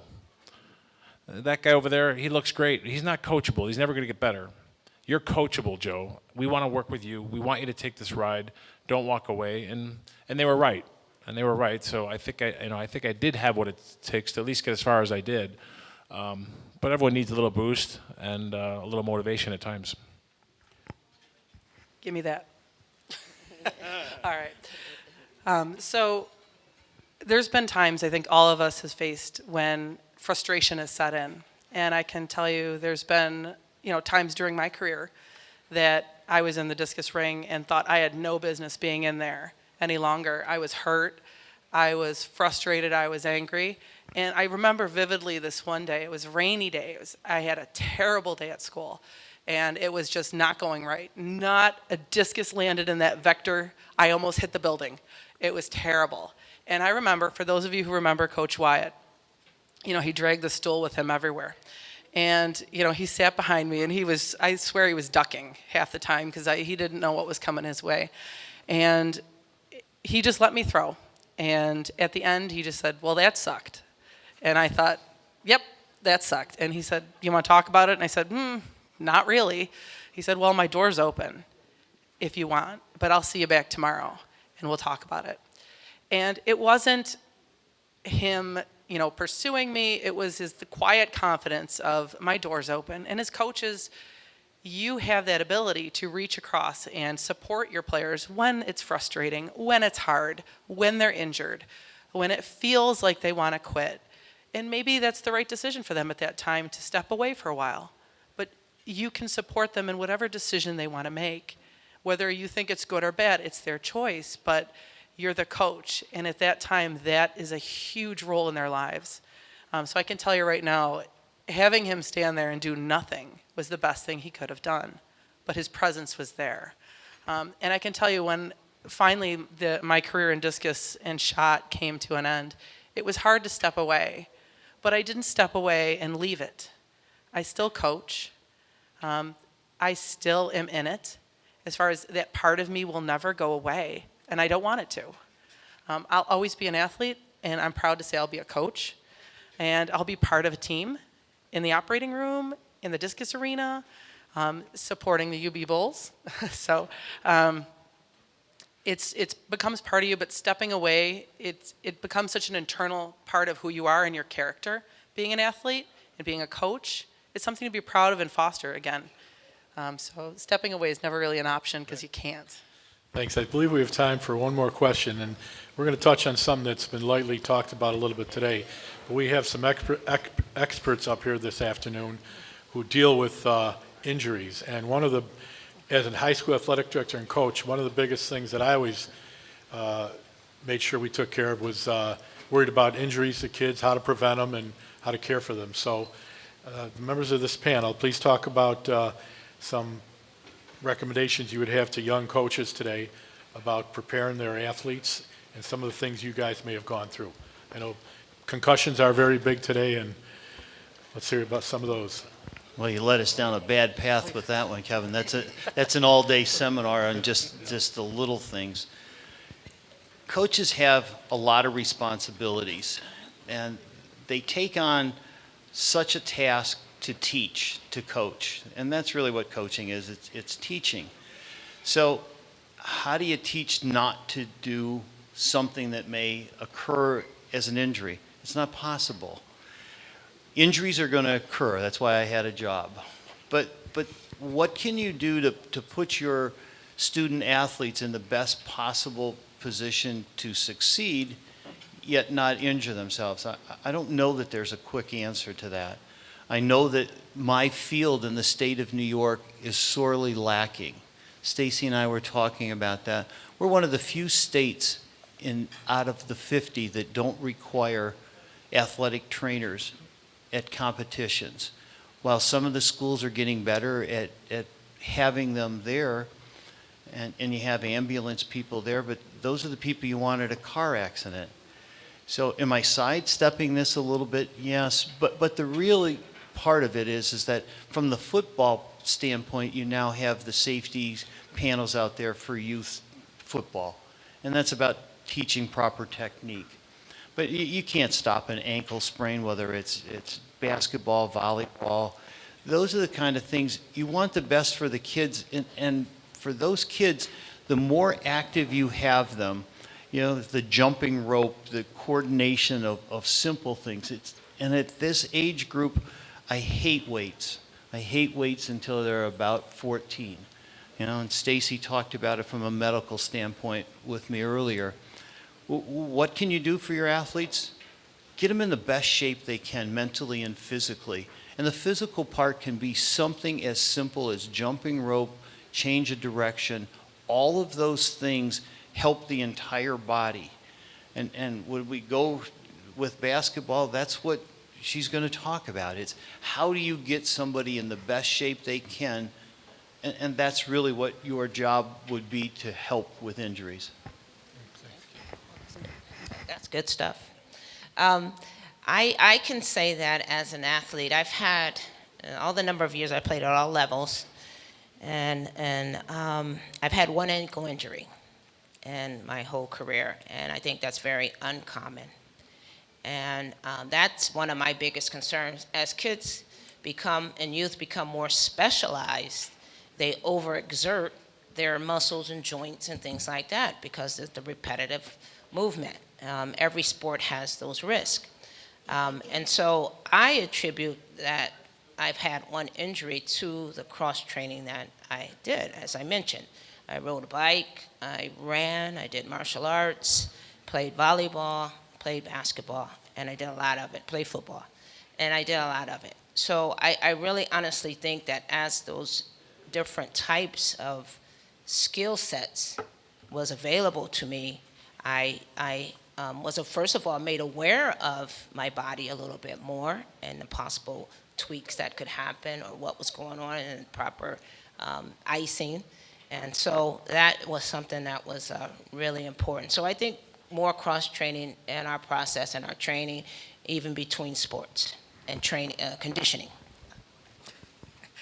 I've been fortunate in starting from being an athlete that had no athletic trainer within my teams, and then moving into a university setting where Division I athletes, had not one athletic trainers, you had a herd of them coming out, and were able to really take care of the athletes and demonstrate to them what the proper training is, proper warm-up, proper, CrossFit, everything. And then going on to being a physician and seeing the importance of those steps and how my progression came to be where I'm at now, and the importance of athletic training, the importance of coaches, focusing on coaching, but having someone there on the athletic field to refer to when an injury occurs, and knowing when, to get them to the hospital, knowing when they need, to go to physical therapy, knowing when, this is more than we can send them back into the game. We're going to need to get them to the hospital for further care. And seeing that continuum and being part of it, it's vital that you guys recognize the importance of the team, whether the coach, the athletic trainer, the physicians, the EMT staff that are on standby, all working together to try to make sure the athletes are healthy and well taken care of, and as injury-free as we can make it for them through proper care. And I would encourage you all to make sure that you have a teammate, and either athletic trainer or some type of medical personnel that can help your teams keep your athletes healthy. What were we talking about? Oh, injuries. I never had any. Concussions? Oh, no, I'm just kidding. In my respective sport, professional boxing, we all know I've had a few head injuries. Head injuries are the big topic of conversation, and I'm an advocate for safety. I've become one after my career ended due to a head injury. But I guess it all comes down to preparation. When you talk about sports in general, Bud again said that there's nothing you can do to really prevent injury. They're going to happen. but preparing yourself when it comes to training and your nutrition and your diet. You know, in boxing, concussions and subdural hematomas happen, I guess, relatively common when if you're not hydrated, it comes down to the fluid around your brain or the lack of fluid around your brain. Sometimes that can't be prevented, and sometimes it can be with preparation. But what I would say, if I can give any advice, is mentally prepare yourself. I mean, you guys are going to be coaching or coaching kids in a sport, whether it's football, baseball, boxing, what have you, basketball. I mean, prepare yourself that you could have a career-ending injury. I mean, it's just coming down wrong on your ankle. And my career ended when I was #1 heavyweight in the world, and I didn't get that title shot opportunity, and it turned into a big bout of depression and trying to bounce back. It turned out it was the best thing that ever happened to me, but you need to mentally prepare yourself that it's out there and it could happen. I wouldn't be afraid of it. Do what you can to prepare, but prepare yourself mentally that injuries are just a part of the world and the game of sports. All right, thank you very much, Bud, Yvette, Stacy, and Joe. Great job. Give them a nice round of applause. And I just want to, before I turn it back over to Brian, I just want to mention one thing. As a coach, your job is to keep the kids safe, have fun, and then you can teach them something. Okay? Thank you. That's great.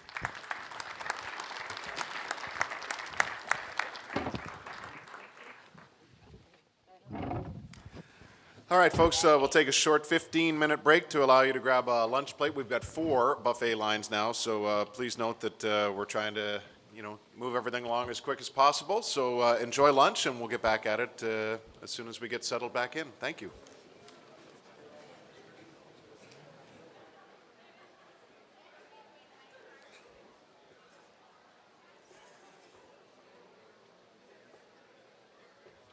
All right, folks, I know a few of you are still in line there. We're going to try and get back to the proceedings as quickly as we can here. We've lost a little bit of time, but I hope you're enjoying the terrific food today. Thanks again to all our friends at Delaware North who put on this great presentation of food for all of you. It's a real busy time here in the arena with the concert last night, Bandits tonight, wrestling, and then another concert coming after that. So incredibly busy, and glad that we could squeeze this session in today here at the arena for you. As you enjoy your lunch, we're going to hear a bit from those living 21st century youth sports who will tell us a bit about what they most love about playing sports. Daisha Clark is director of Western New York Girls in Sport and a member of the Project Play Train All Coaches Working Group. Let's welcome Daisha. Thank you, Brian. So I know this is the panel that everyone was waiting for, of course, because we finally have the current athletes. But I'm very excited to have the youth that I have in front of you. I'm going to announce each of them, and I would love for you guys to give them a warm welcome. So our first student athlete is Jaden Cologne. He attends Lancaster Middle School and is currently in the 7th grade. Jaden, can you tell us what sport you play?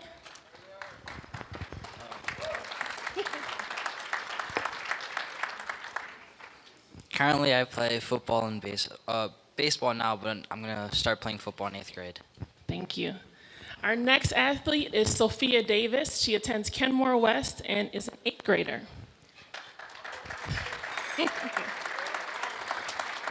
What sports do you play, Sophia? I play golf.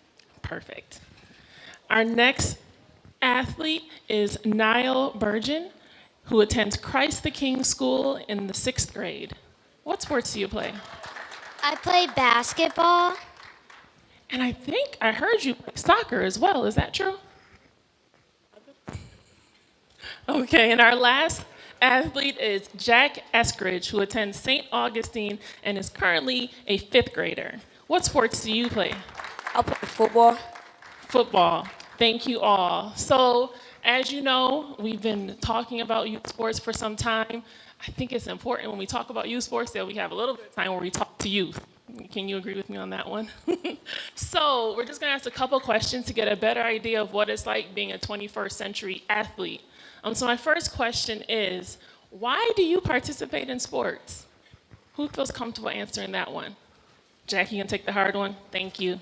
I participate in sports because it's fun and it's something to do. Because it's fun, it's something to do. That makes perfect sense to me. What do you love about sports? What makes you keep coming back? I like the competitiveness. I like competing against people. You're probably really scary on the field, aren't you? I don't even know. So our second question, if any one of you can answer, can you tell me about some of your coaches and the sports that you play? What do you like about your coaches? What makes you want to come back to practice? How about Niall? Do you want to answer that one? The coaches are very nice because they like push us to be the best, but they aren't too strict or hard. So they don't make you very frustrated, make you want to come back and try harder. That's perfect. Can you tell me one thing you don't like sometimes? And I don't think any of your coaches are out here, so you can say it. No, not really. I like everything about them. Okay, so I know that's sweet. But does anyone have anything they can think of about a coach who you're like, oh, I wish they had done this differently? Anything? Thank you, Jaden. Well, I prefer for some of my coaches to push some of their kids that they work with harder, because there's limits definitely, but there's limits that you should cross to help them develop, become more developed in the sport that they're playing. That's great. I think you might have actually took some notes. Dan, are we taking notes here on some things we can add? Our third question, are there any rules you'd like to change in your sport if you had the chance? What would that be? I wouldn't really change that many rules about golf because they're kind of already okay with me. But like women being able to like play with men, like I feel like that might be something that I would like to change because I know a lot of people, like girls that are just as good as my guy friends. That's a perfect one. Let's stop separating because you see a couple of guys you might want to beat. Is that right? Oh, yeah. So our fourth question, what do all the adults in the room, and if everyone can give me just one little snippet, if you can say one thing to all the adults in the room, what do they need to know to understand what it's like to play sports right now? Well, just know that we don't have a lot of time. I have a ton of homework and essays to write, and I can't always be like spot on time or stay late to practice more. So a little flexibility and understanding. What do you think, Jaden? Wait, can you say the question again? So if you could say something to all the adults in the room, you have like the whole youth sports landscape of West New York in front of you. So if you can tell these adults one thing about what it's like for you to play sports so they can better understand you, what would that be? I prefer for some parents to kind of lay off their children. Well, because most sports you do make mistakes and you have to learn from them. And some parents are hard on their children, and that kind of makes them want to quit the sport or not want to play anymore. And well, you have to let your children own up to their mistakes, and when they create those mistakes, they can learn from them. Perfect, awesome. Jack, do you have anything you could say to our adults out here so they can understand what it's like to be a football athlete today? No. Now, can you think of anything you would want to add? We're trying our best no matter what you think. Okay, and I have one more question. What is one thing you wish your coaches knew that would help them coach you better in your sport? I don't really know because my coaches are pretty cool. I like them. And they, like in the game of golf, you can't, like not everybody is the same. Like my friend, he can drive super far and I suck at driving. So my coaches, they should just know that they're doing like a good job because sometimes they think that they're not, but they really are. Perfect. Thank you, Sophia. Anyone else? What is your favorite sport? It might be a sport that you don't even play, you just like to watch. I really like watching hockey. You're a golfer who loves to watch hockey. There's an inner violent theme here. Is there anyone else who has a sport that they love to watch or they love to play? It might not be the sport that you play all the time. I prefer watching football. I don't really like watching sports. I'd rather be playing them, but if I was to watch sport, most likely be football. I think Jack had one. I saw his hand really high. Football. Perfect. So you love football and you love football, right? Perfect. So I just want to say, can everyone give these guys a round of applause for overcoming everything and giving us some of their Saturday? Thank you guys so much. And I'm passing it back to you, Ryan. Thank you again. That was terrific. It's the perspective we can never lose sight of. To close the event, we will be welcoming back to the stage Chris Price, and from our Train All Coaches working group, Annalisa Calvert, a strong youth soccer goalie in her own right, who came to Buffalo as the keeper for the University of Buffalo women's soccer team. Annalisa is the current executive director of Algonquin Sports for Kids, and Annalisa will interview Chris on his experiences at these types of events and efforts, and what are some of the things each person in the audience can do to reimagine youth sports. Let's welcome them now. Thank you. So before we get started on that, we're going to give everybody just a couple more minutes to eat up and do another quick raffle. And to everybody, if I could, obviously it's been a great morning. We hope to have a good wrap-up session here. And you've made your commitment in terms of the time that you've taken to be here. But there's one more commitment that we really need you to make, and that's fill in a comment on a card. If anybody leaves without having put one comment on a card, then it doesn't give us the opportunity to understand how to move forward. So please, if you haven't already done so, make sure you put at least one comment on a card and leave it. Okay, thanks. Okay, great. So we're going to get started and sort of wrap up the day. So like we mentioned, we appreciate everyone being here and taking the time.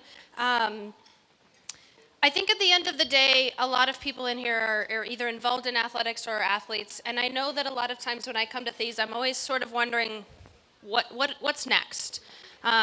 We talked about training coaches and the value and the relationships that we want to build. So Chris and I are going to talk a little bit about what are those next steps that we need to do to sort of build those opportunities. So what's next, Chris? First of all, I would just like to say that to everybody that's participated, whether you've participated in terms of giving up your time or whether it's you've participated through coming up on the stage, I've been involved in youth sports for 30 years, and it's been an inspiration to me this morning. I'm going away with 15 pages of copious notes, and I'll digest those notes over the course of the coming weeks. But I did just want to say thank you to everybody, and to everybody that's been on the stage, great job. So in terms of what's next, really what we call it is bringing it to life.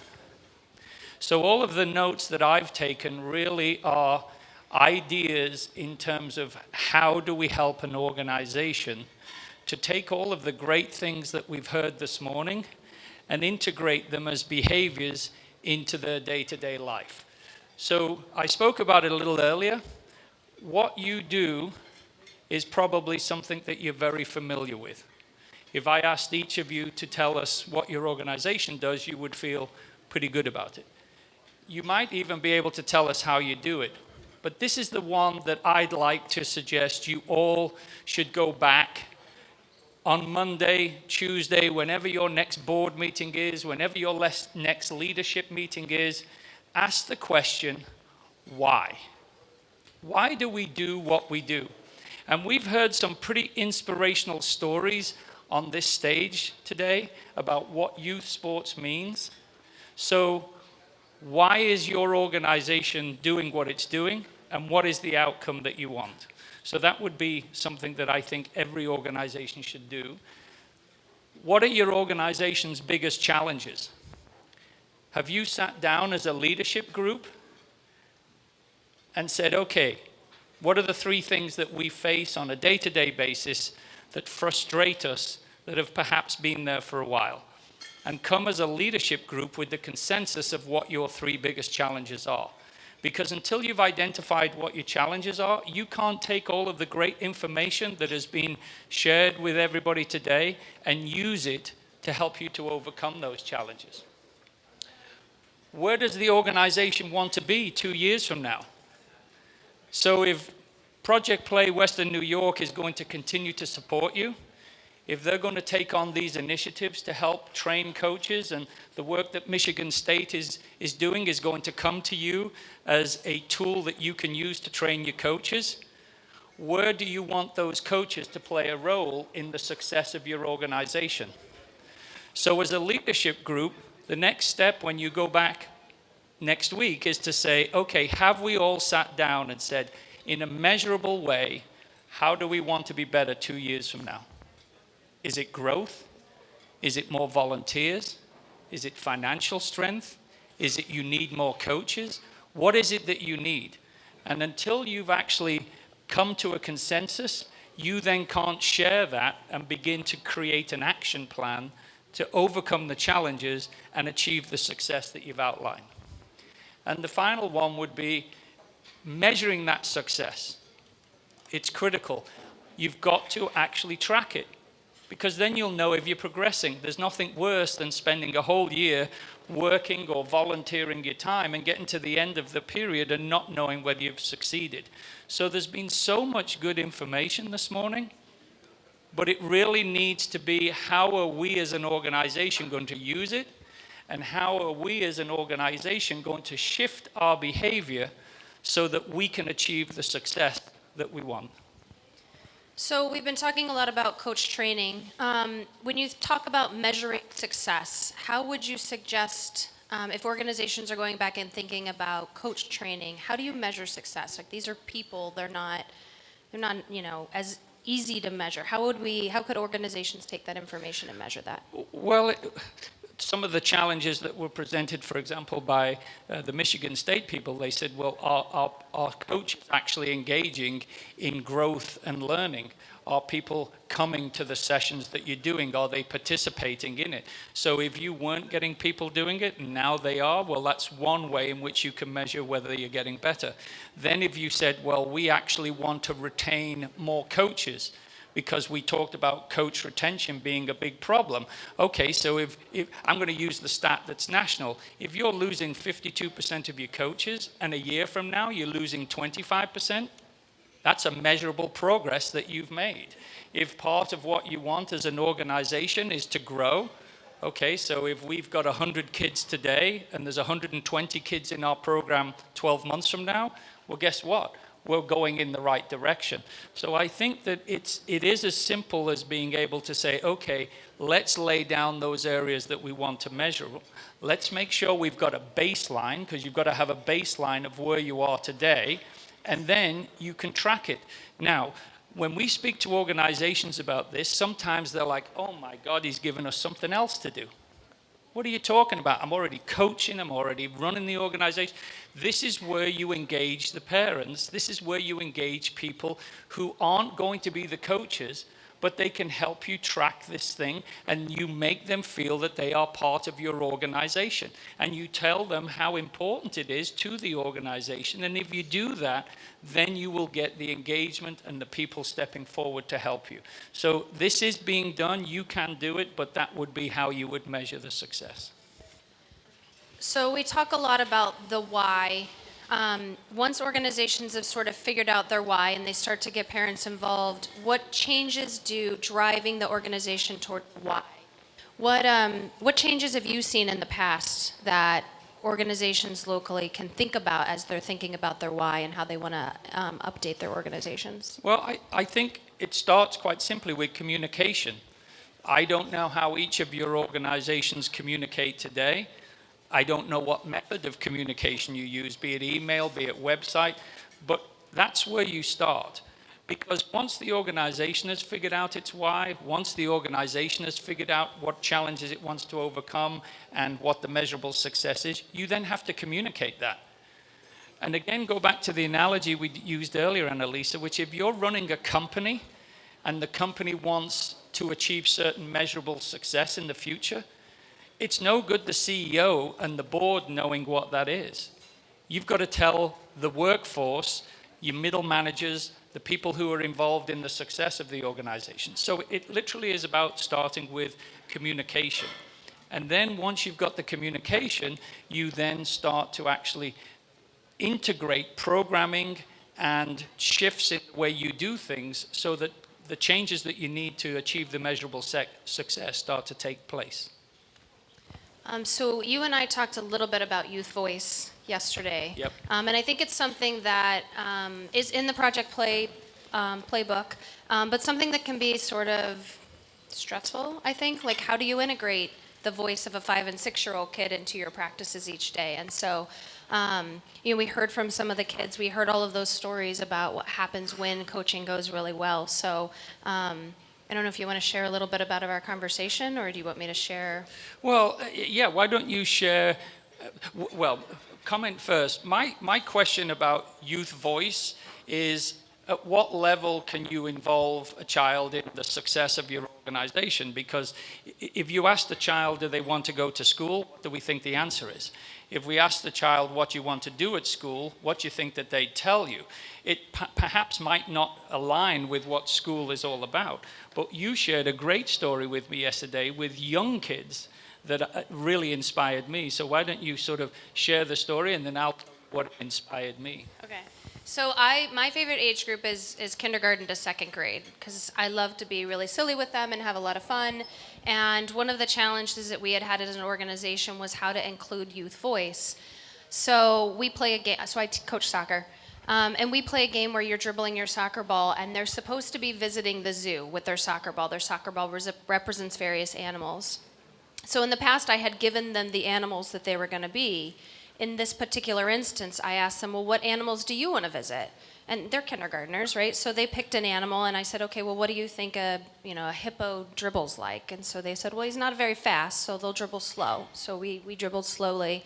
My favorite answer ever was a chibra, which is a mix between a cheetah and a zebra, and they dribble with their shoelaces because they're not as fast as a cheetah and they need more control. And it was kind of all the kids' thought processes, but it was, I wanted to work on those dribbling skills. So for me, it was the first time I had sort of found a way to integrate youth voice at an age that I felt was really appropriate, mostly because our jobs, in my opinion, as coaches, is to give the game back to them.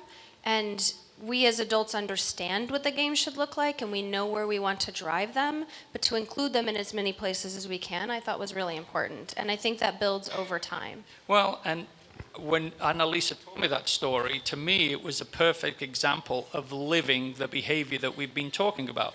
Because Annalisa gave the kids the opportunity to take a leadership position because they decided what it is they were going to do. She gave them part of the decision-making process. She was able to give them the idea of, okay, now we're going to be hippos or chibras. Finally got it right. Yes. Chibras. Okay, now they became part of teamwork. So if the communication that Annalisa gave to families of the kids in her program was, hey, we talked about decision-making, leadership, and teamwork, then that really aligns with everything that we've been hearing here on the stage about what people take away from their youth sports experience. So I think it is very practical to be able to integrate this thinking at all ages, and our job is to help coaches and give them the tools that they need to be able to follow the sort of example that you gave us now. So I think we talk about, that the theme for the day is Youth Sports Reimagined. And as we reimagine how we measure their success, what the point of the organization is, and I think we've touched on it a little bit, but how do we as organizations reward and recognize the coaches who are doing the things we want versus those wins and losses? And I overheard Gail from volleyball talking about, do kids get equal playing time, right? Even at the competitive levels. How do we sort of acknowledge that and reimagine how we recognize success from our coaches? Well, I don't think it's complicated. I think you have an acknowledgement process, whether that's physically getting all of the coaches together in an event like this, or whether it's just making an announcement through whatever communication vehicles you choose to use, where you acknowledge and you recognize those coaches who are living the behavior that you want.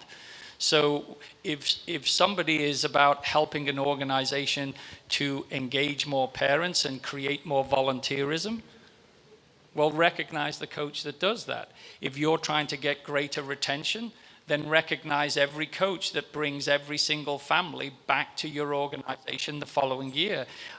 I don't think the complicated process, it's just a switch of mindset. Because when one thinks of Coach of the Year today, a Coach of the Year is almost exclusively done on one loss record. If we have a Coach of the Year award that's about the role that they play in the involvement in the success of the organization, and maybe everybody who has brought every child back gets recognized. So that's a recognition for maybe more than one coach. It could be 20 coaches in your organization. How great would it be if 20 coaches in your organization brought every family that was involved in it back to participate the next year? How does that help the organization? But you got to recognize it. So realistically, it's not complicated. It's just a shift of the mindset.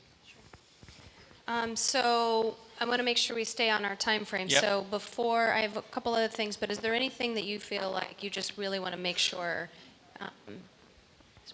you have that one extra chance to talk about? I think it's just go back and do the next steps. Think to yourself, what are you going to do on Monday, Tuesday, whenever you get back to your youth sports environment? What are you going to do differently? What has this event inspired you to do? And, you know, I've put back up on the screen there the 3 things that I suggested earlier. And I think if you go back and you engage your whole leadership group, I don't know how many organizations have brought their whole leadership group to this conversation, but for those of you that have, kudos to you because you're already ahead. For those of you that have got maybe 1 or 2 or 3 members of a larger leadership group, go back and share the inspiration and the messaging that you took away from this day. And importantly, don't just share the messaging, but share what it's going to mean to the success of the organization. And get them to understand that if you engage in the behaviors that were shared with you today, as an organization, your organization will thrive. Once you've done that, then you follow the next steps, and I think that you see organizational shift, because that's really what you want. If we're going to grow participation, if we're going to have youth sports make an impact on your community, if you're going to shift the way life is lived in your community and you want to use youth sports as a vehicle to do that, then at the end of the day, you've got to lead and you've got to sort of begin by making the shifts that are up there. So a couple of things that I want to touch on. A lot of you were at the last community conversation we had, and our committee really is committed to hearing what it is that you want to get out of these conversations and what it is that's missing. So I'm going to jump on or piggyback on Chris's. Think about what was missing today. What didn't you hear that you really came here to hear? And put that down on those cards, because we'll sit back down and say, okay, this is what everybody wants to hear. Because we want to make sure that these opportunities are what you're looking for, the information is there, and that we're able to grow sport in Western New York. And I will tell you, from a personal perspective, our opportunity to change sport is here, right? Most people in this room have slept, breathed sports, and understand the value of what it can do for our kids. Now is our chance to really take the information and change Western New York so that our kids have the best opportunities possible. So have a second, fill those forms out if you haven't yet. Our students will be around picking them up. And then that's all I have. If I can just have one last opportunity to say thank you. First of all, thank you to everybody that's in this room for the dedication that you have, not only this morning, but also every day and for some of you, for many, many years. When I asked earlier in the day, there were more than maybe 2,000 years worth of experience, and you've dedicated that time, so I want to thank you. I'd like to thank the people who are involved in the task force, the Project Play task force, because they've put, again, hundreds of hours over the course of the past 12, 24 months to bring this sort of event to life. And last and very much not least, Bridget, for bringing the world kicking and screaming on a Saturday morning here to sort of move and inspire them forward. Thanks very much. And I know that Bridget doesn't need this and isn't asking for this, but a quick round of applause for the work that she's done.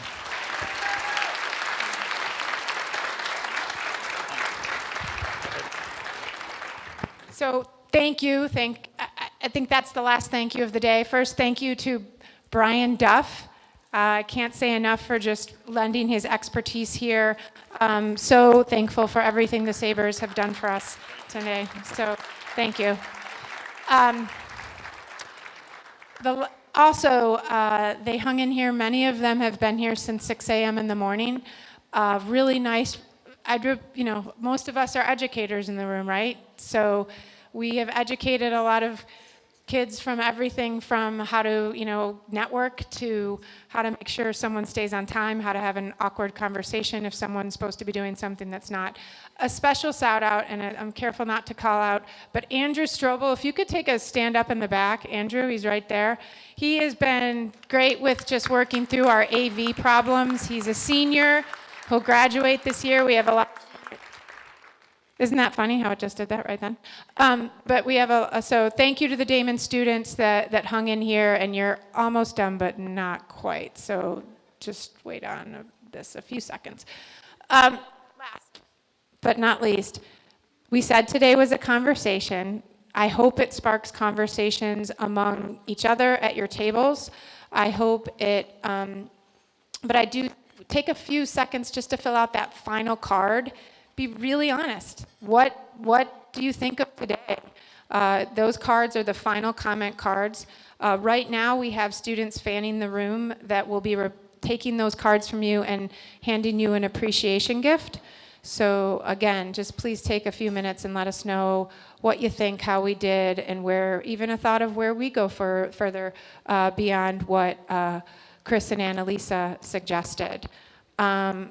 Other than that, I'm going to hand it back over to Brian to close it out. And thank you again. And please follow us, Facebook, Twitter, Instagram, LinkedIn, and www.projectplaywesternnewyork.org. We always love to hear from you and find those people who want to be involved in our work.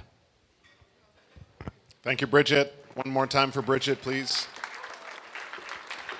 Folks, thank you all for allowing me to be a part of the day here today. It was a nice opportunity. Often I feel like I'm the bearer of bad news based on my job description and post-game duties and things like that. So today, it was an awful lot of fun to hear from such a diverse group. And, as a parent of two young girls who aren't the most sports-minded, but they are, active in the summertime, especially in softball and things like that, I appreciate every one of you and your efforts to further the lives of our kids, teaching them the right way and making them enjoy sports, which is so important in all our lives. Thank you.